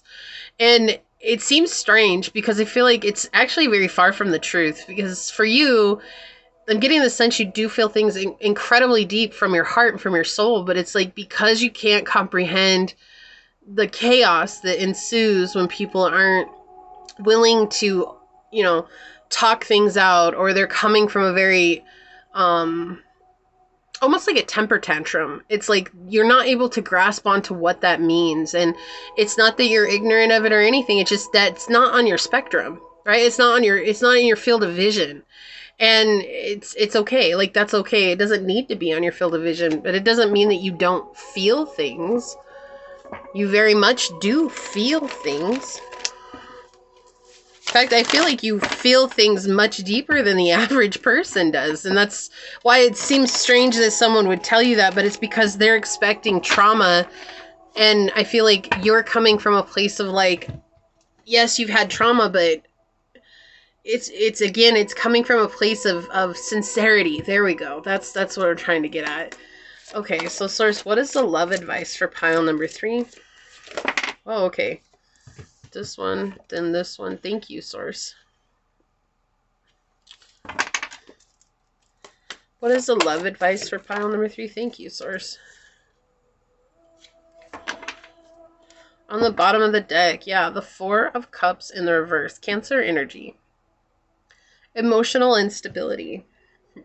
Like being surrounded by that. It's not that you don't understand emotionally unstable people. In fact, I feel like you understand those situations quite well. This is a very different energy, though. It's just like you've been surrounded by it so much in your life, but you are also someone who's working on building yourself up and really connecting with yourself. And so it's like, as soon as you grasp onto something, like everything else that was illogical or an illusion falls away right away. So you're definitely in this position or this space where you're really working on honing your own emotional stability and your own emotional evaluation. And you feel very...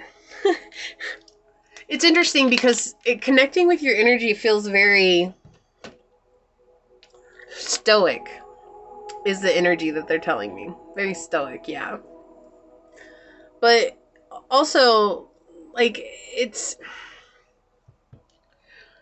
Like, I feel like you're very reflective. I feel like you observe so much of people.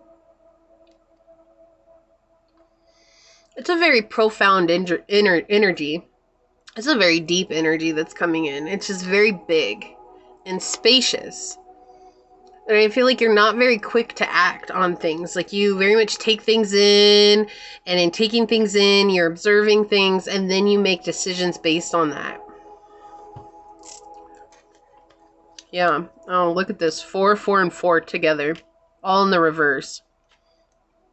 Financial and physical instability. Someone who's manipulative and cruel. We've got the 4th house. 4, 4, 4, 4. We have emotional instability. You could have had a father figure. An Aries, a Cancer, or a Capricorn in your life. Who is a masculine energy. That was incredibly cruel to you growing up, was very brutal to you. And I feel like that's the energy. It's like, I never understood this. Like, why is this person acting this way? Like, why can't they just play the role that they were given? Like, why can't they just stand up and be a man or be a woman or whatever it is that the position that they played in your life, okay? And they may have always said, I'm doing things for you. I'm doing this for you. I'm doing this for you. Like, you don't appreciate me. I'm doing this for you. Right? Protecting. And I use that. But it's like protecting you, but they're not. It was like easy to use you as an excuse for their behavior because they justified it that way. And the truth is that from early on, I feel like you maybe pinpointed that. And that's what I'm saying. Like, I feel like it was just easier for you to be like, okay, like, I can't really say bad things about, you know, my parents because they're my parents. You know, I don't want to say bad things about them. They gave me life. And so it was easier for you to just forget than it was to be honest with yourself, even though you already were pinpointing this at an early age. Wow, this is really, look at that. The Queen of Cups. Yeah, Cancer energy, Aries energy. Look at the 9 of Cups in the reverse. Wow. And the Queen of Coins. Okay, yeah, you had a lot of people who are just very emotionally unsupportive. And that's what I'm saying. Like, if by chance, I know that's a very specific message, but for those of you that have been diagnosed on the spectrum, you know, these could have been parents who were completely unwilling to accept that and didn't know how to approach you and didn't know how to help you, right? And instead of having patience, they maybe used a very rough hand with you, or figured like military status, like I can just whip them into shape into being a normal human. But instead of opening up and saying like you're human, like you're already a human, there's no normal about it, you're human and you deserve to be treated like a human, and there's no need to act differently with you. Right? There's needs and wants and desires that you have that they should have been trying to help find a pathway to, but I feel like they weren't even able to do that because they were so bogged down. Or maybe you had a mental diagnosis, or you had some sort of, this could have been even like a physical illness, or like a physical impairment or something like that. It's like that's what it feels like. There's some sort of what someone would see from the old days as a disability, but it's really not. But it's a belief that goes along with that. Well, oh, this is something that I can change. This could even apply to someone who is part of the LGBTQ plus community, right? Like someone who's like, oh, I'm just going to beat it out of them. Like they're never going to want to be with the same sex because I'm going to beat it out of them. You know what I mean? Like this is that energy that I'm feeling that you went through. And that's why it feels like there's parts of your childhood that are missing. They're either so brutal that you disassociated, or they were just, it's like, I feel like the brutality was there. Maybe not physical, but it could have been very emotional and mentally brutal. And I feel like it's just easier to disassociate and forget and to repress those memories than it is to go through them again. But the advice for love is to start unpacking that very scary box. It is very scary. I already feel the resistance, and I can feel it in my sides, kind of like where my obliques are. Like I feel it in my sides, like, oh no, no. And it's like a tense emotion that's coming up with that. Let's see what we've got in the spread. Wow. Spiritually unrest. Oh my gosh, okay. Yep. The 10 of Wands in the reverse. And the 6 of Coins. All of your cards came out in the reverse. Wow. So we've got 6 and 6. And it's interesting. I wish I had said it, but at the beginning, I kept feeling like you might see 666 a lot. And like you may have mentioned that at some point, and someone like was making fun of you, or like made it seem like this is so specific. And again, I'm not trying to be super specific, considering that these are general readings, but I have to when they come through. But it's like, I feel like at one point someone called you the devil's child, and I'm not sure why that's coming through, but it is very clear. It is very clear coming through. And that's so, like, it just, and it has to do with what you were born with, like something completely out of your control. That's what it feels like. This is something, like maybe it's because you're so sensitive, or maybe you had a gift that was blossoming at a young age. It's something that you couldn't control, but it's like everybody around you was trying to control you and whip you into shape. Like that's what I keep hearing. I'm going to whip you into shape. And it's like literally a very difficult situation because of that. Wow. And we see this like spiritual unrest here with the Lover card in reverse. And it's this interesting energy where it's like, yes, this can be, I've been cheated on. This can be, I've been put in third-party situations. I feel like for you, third-party situations had to do between you, your parents, and maybe a psychiatrist or a physical therapist or somebody in the medical industry that was helping you, or trying to help you.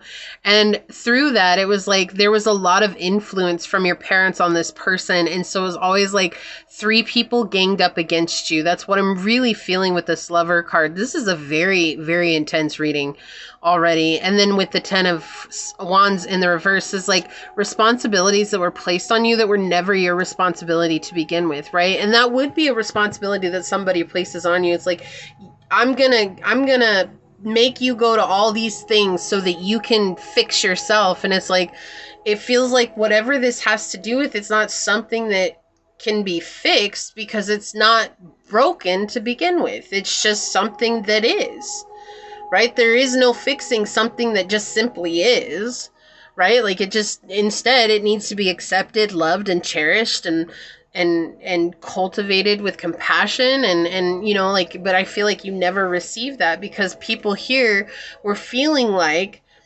you were an extension of them, but more than just an extension of them, that like you were somehow creating.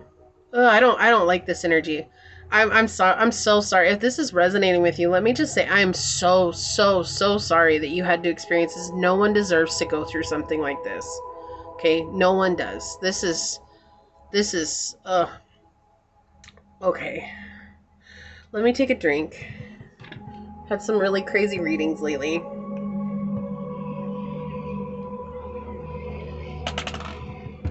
Okay. It feels like this person or these people made it seem like it was your fault, or that you were somehow putting a stain on the family name just by being born.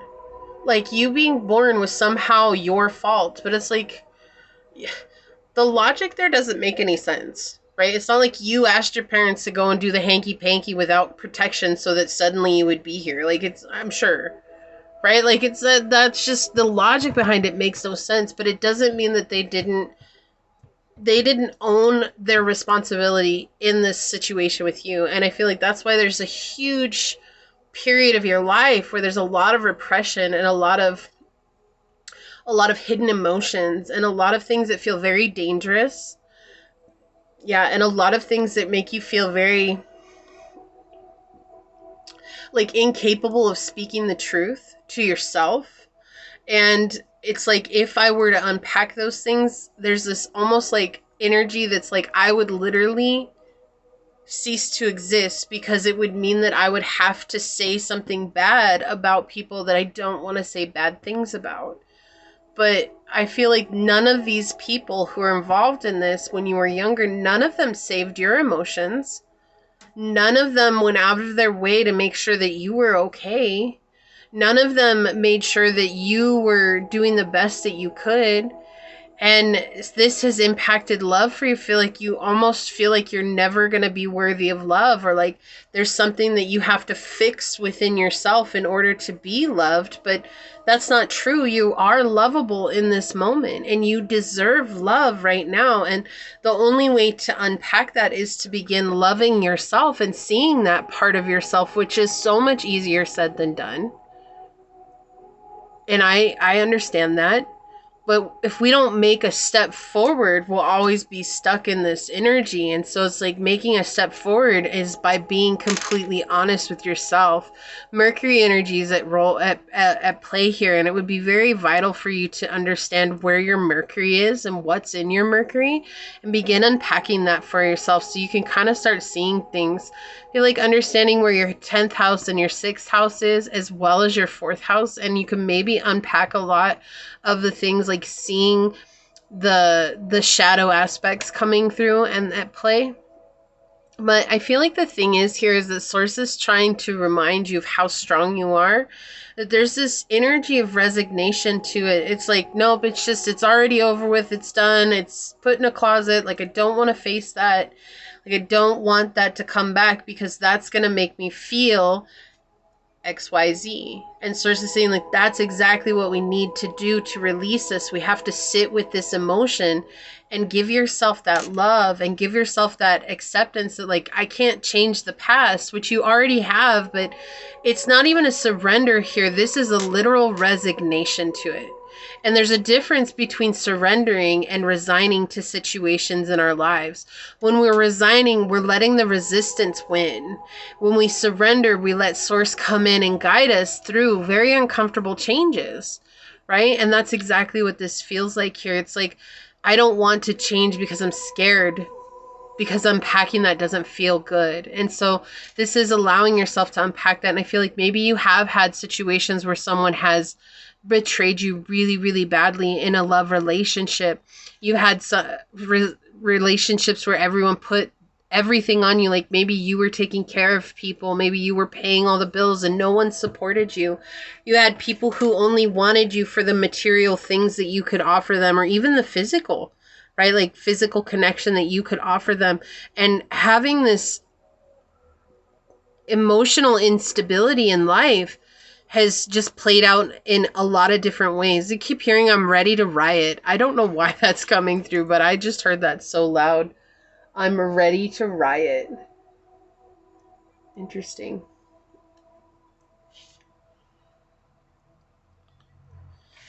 So, and then we think about this, right? Like this is the 16. If we put these together, we have 6 and 10, 6 and 10, 16, which connects with the house of God, or what you might be familiar with as the tower moment. And the house of God is all about us removing our emotional ego and letting our spirit take over. But we have to fall from the tower. We have to fall, and it's a difficult realization, right? And that difficult realization is what brings fortune to our lives.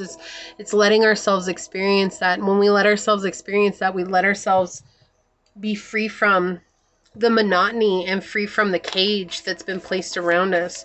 Let's see if we can get some more information out. This is a really intense reading, and I gotta give you props. If you've been here this whole time, like, just thank you, because I know that this is not easy to hear. I know that these are not easy to go through. I definitely feel it, okay? Like, I feel it, and so I can't even imagine what it was to actually experience that. So just know that I'm grateful for you, okay? Yeah, with 6th house is very important here. We have establishing a foundation, health, daily life, and practical details. So again, something pointing at our health, like it feels like this is something that was completely outside of your control. Like maybe there was a lot of medical bills, and that's your family was like somehow blaming you for that. And it's like, you know, again, you had no control. I feel like this is, how are you going to blame someone for something they don't even have control over? You know? Look, we've got number 36 here. Turn on your heart light. Reflect on a time when you experienced love. So is there someone or some time in your life where you really experienced someone who is just like, hey, you know what? You matter. You're an amazing person. You're incredible. I want to see you do good. Like, really reflect on that and let that be what guides you to reminding yourself that you do deserve love. Okay, and I know it might be hard to unpack that, but it's there. We have be authentic, be real and true to who you are and how you feel. Okay, this is coming through. This is so, so, so vital for you. We have this energy. It's so important for you to know how you feel. How you feel about this. And that's the advice here, is unpacking the feelings of the past. It's not easy. It's not something that's going to feel good. But if you sit with it and you release those emotions, I can tell you you're going to feel a lot better. Let's get some more out. Yeah, okay. Can we please have some more, Source? What else would you like to say here? Okay. Put these over here. Okay, you've got soulmate, twin flame, soul contract, soul connection, past life. I'm pretty sure this came out in all 3 piles. So Source is showing you here that like unpacking this and healing is going to help you reconnect with people who do want to be in your life. Okay, people who see you as you are and who aren't trying to change you. You know, you don't have to change. Like, that's the thing. And there are people out there who are going to appreciate you in this moment exactly as you are. But it's not going to be these people from the past. Okay, and so we're seeing here, this could also be soul tribe. I really feel like this is soul tribe for you. Soulmate as well, yes, but I'm getting this sense of like being surrounded by a group of people who are going to like lift you up and support you in a beautiful way. Breakup, yeah, walking away, ending, separation, it's over. Like, and she's crying here. I mean, this is just really sad energy. It's just really, it's unsavory is what it is. It's just not, it's not a good energy at all. And there's a huge ending here, and it's like this separation here through that, but finding yourself through letting go. Let's find a shadow aspect here, Source. What else would you like to tell pile number 3? What's a shadow aspect here? Thank you. Can I please have one more? What's a shadow aspect for pile number 3? Yeah, this is a really difficult, this one was probably the most difficult. They were all pretty intense, but this one's probably the most difficult. Crumbling. What you've built feels like it's falling apart. It's okay. You have the strength to build anew. Yeah, so this is a foundation that you've built. It's like a foundation of blissful ignorance in a way, right? Because it's like, well, if I don't pay attention to it, or if I just sweep it under the rug, then I don't have to look at at the ugly parts. And that makes me feel better. But ultimately, all it's doing is creating like a volcano inside of you, because eventually it's going to blow up, and eventually it's all going to come to a head. And so I feel like that's what's going on right now. It's all crumbling apart because it is starting to rise up to the top to be dealt with, to be faced. And it's like no matter how much you try to shove it back down, it's just not working as much as it used to anymore. So we've got number 3, harmony, divine guidance, balance, relaxation, patience, and mindfulness. As the number of harmony, this card represents divine guidance and direction. Embrace the benefits of relaxation. Take your time and think before you speak or act. So taking time right now is going to be very beneficial to you as well. Okay, let's get some answer oracles on it and see what comes out. What else would you like to tell pile number 3, source? Okay, thank you. May you please have one more? What else would you like to tell pile number 3? Show, spotlight, express, create, radiate joy and enthusiasm. Yeah, this is all about you expressing this truth to yourself. Like being completely honest with you. Don't worry about how it's going to make someone appear, because you're not doing it for other people. Right? You're not even doing it to show this person. You're doing it for yourself, to free yourself from the chains that this has created in your life. We have follow instructions, instigation, and faith. Have faith that this guidance is going to get you where you need to go and take you to the next step. And it is bleak, right? It's not something that's full of life. There's a lot of deadness there, like desert energy. It's not really a warm, fuzzy feeling. It's kind of intimidating to go through the desert, right? Because what happens if you run out of water? Like there's so many potentials. That's why I was saying it feels dangerous, but it's with a purpose. There's a purpose here of letting it free yourself by unpacking it. And, you know, it's a choice. Like you have to choose to do it for yourself. Okay, this is crazy. Right now, when I sat back up, I literally saw someone out of the corner of my eye, like the profile of someone. And it feels like there's like a grandparent that's been watching over you, or a passed on sibling. I hear grandma. Caroline. Wow, that came out so loud. Caroline, I just heard. Frederick. Okay. I heard Philippine, so maybe the Filipinos.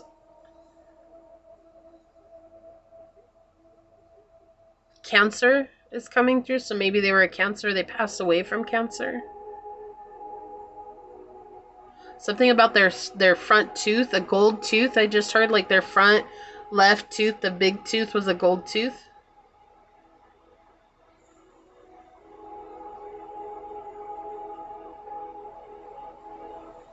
Yeah, okay, so that's that. I don't usually get that in these readings, but that was really strong coming through, and they just wanted to let you know that they are watching out for you. They're trying to give you signs and synchronicities. I feel like there's a lot of, okay, oh, yeah, I just heard maybe you're finding like nickels a lot, randomly. Like a nickel just appears randomly, or some kind of change, but I specifically heard nickel. And that's them. They're like trying to show you that they're there, that they're helping you. We have miracle. Dreams come true. Get what you want. We're trying to help you get what you want. Sunset. Look. Oh my goodness. What just happened? Lost loved one. The sunset card coming out. Memories. Elder. Nightfalls.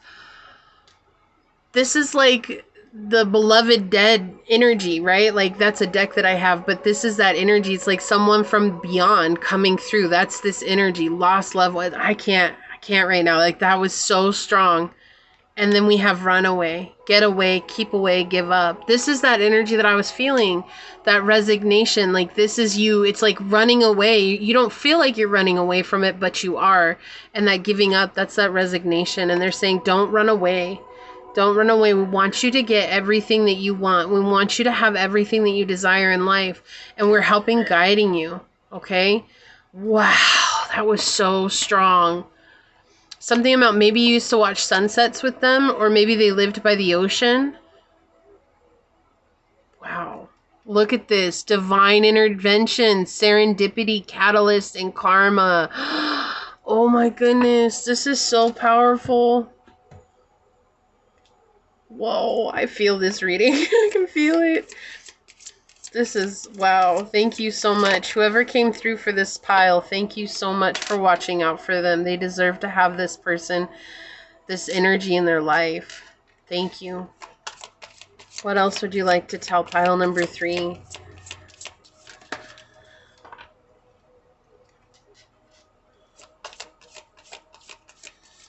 Okay. Oh, look at this. Addiction. What was I saying? Like the chain. Codependent, obsession and restraint, possession and control, and the emotional block. So they're trying to show you that this is the emotional block here, and this is something that has chained you down for maybe even longer than you realize, right? Like it's not something that you're consciously aware of. It's a subconscious thing. And so that's coming through really powerful. Look at this. Old school, outdated thinking, conditioning, replaying events over in your head. I feel like this is that conditioning coming through. I feel like this is what you're resisting, is replaying those events over in your head. But it's not about getting like stuck over and over again. It's not about replaying it. How do I hear that song? Because it's all in my head. I think about it over and over again. I replay it over and over again. Right? But it's not about doing that. It's about letting yourself think about it for the sake of feeling the emotion, to let that emotion go. To honor and validate that what you felt was valid. Like even if it is calling somebody a really nasty name, like it's valid. Because you deserve to feel how you feel. It doesn't mean you're going to call that person up and call them all the names in the book. It just means that I need to be honest with myself about how I felt about this, so that I let the trigger go. Because the trigger has been at play for a long time. That's the emotional block, is the trigger, right? Okay, on the bottom. Look, yeah, this came out in another pile too. Deception. And as always, if you watch all 3 piles, leave a purple heart below. That's called the Purple Heart Club.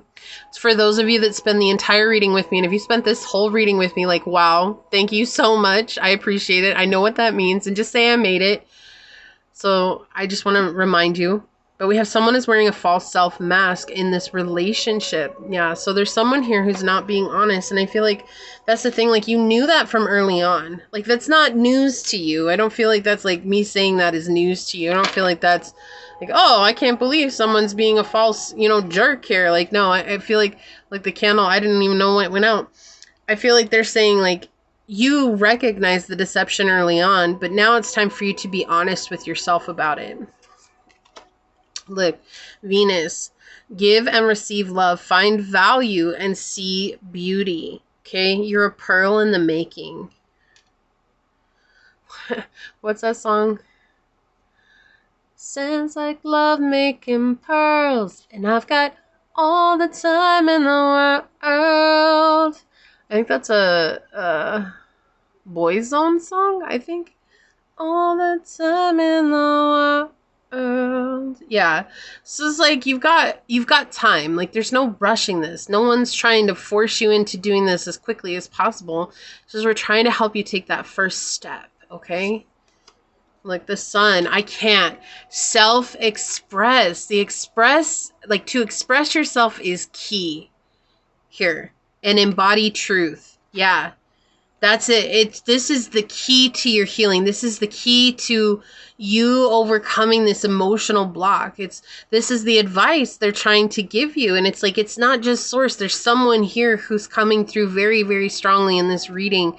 Like, I saw their profile. It was like someone, I wish I could even explain the profile to you, but it was just like happened so quick. It was right there. It was just the light of a profile, but the energy came through. And I know that it's a general reading, and I know that that's not going to resonate with everyone, the names and the energies, but it's very apparent that there's someone here for you, okay? I feel like if I went through and named everything that was coming through, it would take me forever, and this reading's already pretty intense, okay? No, look, we got the signs and synchronicities card, coincidence, signal hint, messages from the universe, and we got the divine intervention, serendipity, catalyst, and karma coming out. So Yeah. There's been a lot of signs and synchronicities about you facing this part of yourself, but I feel like it's like you see it, you acknowledge it, but then you just kind of like, it's okay. Maybe later. Okay, finances, money problems, work, material things, and success. Okay, that's what I was saying earlier too. I feel like this stems from someone who felt like you were a financial burden to them. And that's not your fault. Like I said, it's like if someone went and did the hanky-panky and they got pregnant and you were born, it is not your fault, the state of their lives. Like, that has nothing to do with you. It was their responsibility to grow up and to take care of you. And if they couldn't grow up, that's on them. That's not on you. But your responsibility now is honoring how that made you feel. The dark side. Your dark side keeps you from engaging or enjoying the love you have. Don't let it steal your joy. Yeah, this is the part of you that you sweep under the door. Like, you don't want to feel bad about. It's like, I feel like you're telling people like, oh no, they gave me everything that I could need. Like, they took care of my bills and you know, like I was it was just a lot. It was a lot to take care of me. Like, I feel like you burden a lot of the blame, but it's not yours. It's not yours to hold on to. Like, it's not your fault. It never was your fault. It will never be your fault, pile 3, ever. There's no scenario in which you can convince Source that this is your fault, because it's not. It's not your fault. Right? Whoever raised you, it was their responsibility to figure it out. It wasn't their responsibility to put it on your shoulders that you were the problem. They said you didn't ask to be put in this situation. It happened. So now is the time for you to be 100% honest with yourself and really focus on letting it go by feeling into that. Wow, fierce temper, has too many anger issues and dark moods, abusive. Didn't I say that at the beginning, that maybe there was a lot of abuse going on? Oh my gosh. I mean, I'm grateful for the confirmation, but I'm so sorry. I'm so sorry you had to deal with that. Like, wow. That's why. I feel like this is why you don't want to say things, because it's like, this is what would happen. Like, maybe you did call them out on their bad attitude, or maybe you did call them out on their crazy energy, and you were like, why do you do this? And I feel like maybe it blew up. And when it blew up one time, like, you were like, nope, I'm never doing that again. And so it was like, that's when you put the rose-colored glasses on. 1414. Ignite your spark. Spark, inspiration, opportunity, joy, new beginnings, positivity. Focus on your needs and desires with a joyful attitude. New opportunities, friendships, or even family additions may be on the horizon. Embrace a positive energy to speed up the process. What hobbies or desires can I focus on to reignite my passion? How can I stay open to new opportunities and positive changes? Identify one passion or hobby you've been neglecting and take a step towards rekindling it. Embrace a positive mindset and be open to the new opportunities and relationships that come your way. Yeah, so rekindling yourself here. Look, self-worth is everything for you, pile 3. Efforts will be rewarded, within reach. Success lies in hand. Nurturing yourself. Didn't I say that earlier on your reading too, where it was like, it was up to them to nurture you, to water you, to cultivate that love and compassion. It wasn't your job to hold on to their crappy feelings. I'm pretty sure I said that. I'm not sure that's how I said it, but it's something along those lines I said earlier in the reading. That was a long time ago. So, yeah, healthy choice. Look, self-worth, self-love, self-care, being happier, love, and life. Okay, we want you to come to this place of self-love. And this is a part of self-love, is exploring the shadow. Wow. This is what I've been feeling this whole reading. Backstabbing, heartbreak and pain, separation and loss, deception and lies, a shocking attack, deception. They deceived you. Right? That's not fair. It's not fair. You didn't deserve to go through that. But it is done. And what's done is done. But we don't have to let that become who we are. Right? We can choose to traverse those parts of ourselves and gather the wisdom from that and let ourselves be stronger. I mean, like, that's definitely a powerful message for you here. Soulmate. Yes, this is your soulmate. Okay, so you're calling in a soulmate here. Getting to know each other. As you reveal your innermost selves to each other, your bond deepens. So maybe this is about you being willing to share this side of yourself with someone that is a soulmate here. Give your relationship a chance. Work on your partnership. Yeah, okay. That makes a lot of sense here. So this is about you being willing to share that story that you've refused to share for so long with somebody who's close to you, okay? And this is somebody you trust, not just anybody. This is someone who I feel like is your soulmate here. Let's take a look at your wild unknown archetype. I'm going to read this from the book, The One, with number 30. Wow. Look at this. Seeing the light in the dark, right? Seeing your own light in the dark. It's hard to see that you're being fed from source or from your angels and guides because it's so dense, right? The darkness is so dense, but you are getting fed from the outside sources of love, okay? And really, they're not outside. It's just easier to depict that so we understand it better. They really do come from within, but it's like finding your light again. And the only way to do that is by going through the pathways, right? Going through the pathways of the darkness and sometimes going through the dark night of the soul. And that's not easy. And it's not meant to be easy. And it's not meant to scare you either, right? Like, it's just, that's a part of the journey. And a part of the journey for us to find ourselves. So the One says, non-duality, one love, unus mundus. Says, it is said that Om, O-M, not Om, but Om is the primordial sound of the universe and that all other mantras are born from it. Simply imagining this possibility will activate the One. Says the unus mundus is a circle representing the unity of existence, and it is possible that the beginning and the end of all things is love. That's a question. Says our ability to experience this archetype firsthand is limited. It comes in brief and potent moments that we are left to savor for a lifetime. The One is both the energy that unites all living beings and our capacity to sense this intimate union. This archetype eludes most of our lives, appearing as a concept in a distant galaxy. Yet when we are in the midst of its power, a solemn reverence falls across all of the land. We glimpse ourselves in the vastness of all consciousness, and we are neither small nor large within that field. We are neither important nor unimportant. All duality fades away, and we are left with what is, the precious knowing that life is a gift.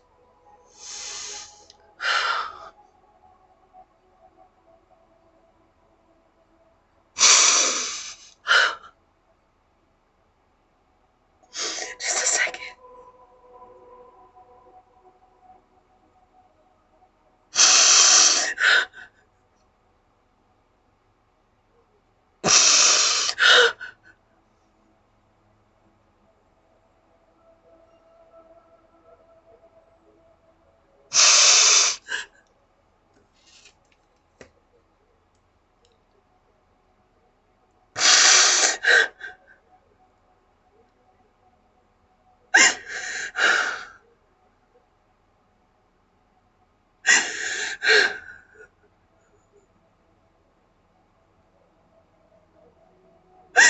I can't even say anything.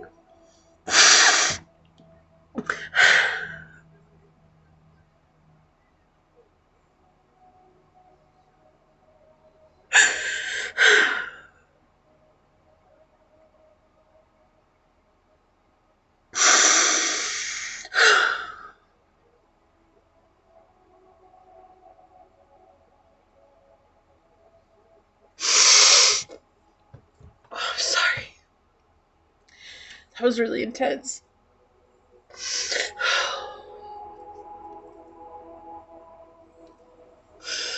Oh, pile 3.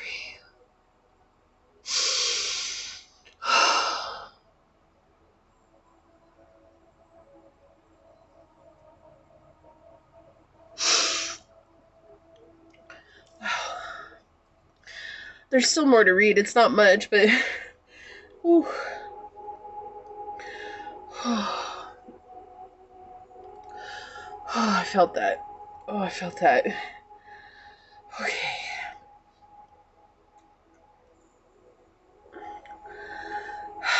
I'll try that again. The precious knowing that life is a gift. We are both the giver and the receiver of this fortune. Says when light serves, loves, accepts, and resonates. When dark ignores, omits, and excludes. To go deeper, check out James Turrell's The Color Inside the Poem and Self-Portrait by David White.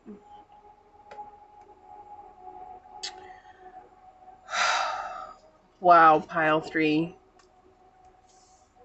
That was so intense. I could feel it. Like I said, I feel like you guys feel things so deeply, but it takes a lot for you to express those emotions outwardly. It's not that you don't feel them. You do. You very much feel them. But to express those emotions outwardly,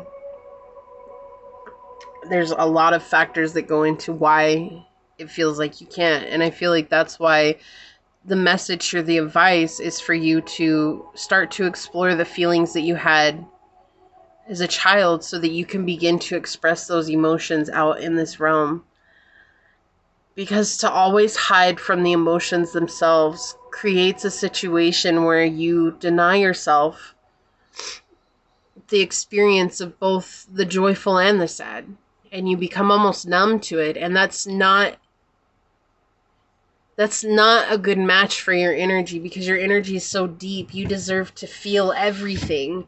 And I know that seems like, why would you wish that on someone? I only wish that because I know the depth of your love by connecting with you in this incredibly intimate way.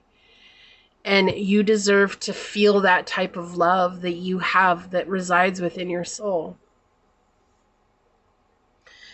Oh my goodness. I got tears everywhere. My shirt's wet. It's been a while since I've cried on a reading like that, but everybody says it's a curse and a gift. I just am grateful because I feel like it is a gift, and I feel like you're a gift, and I feel like you need to be reminded of that.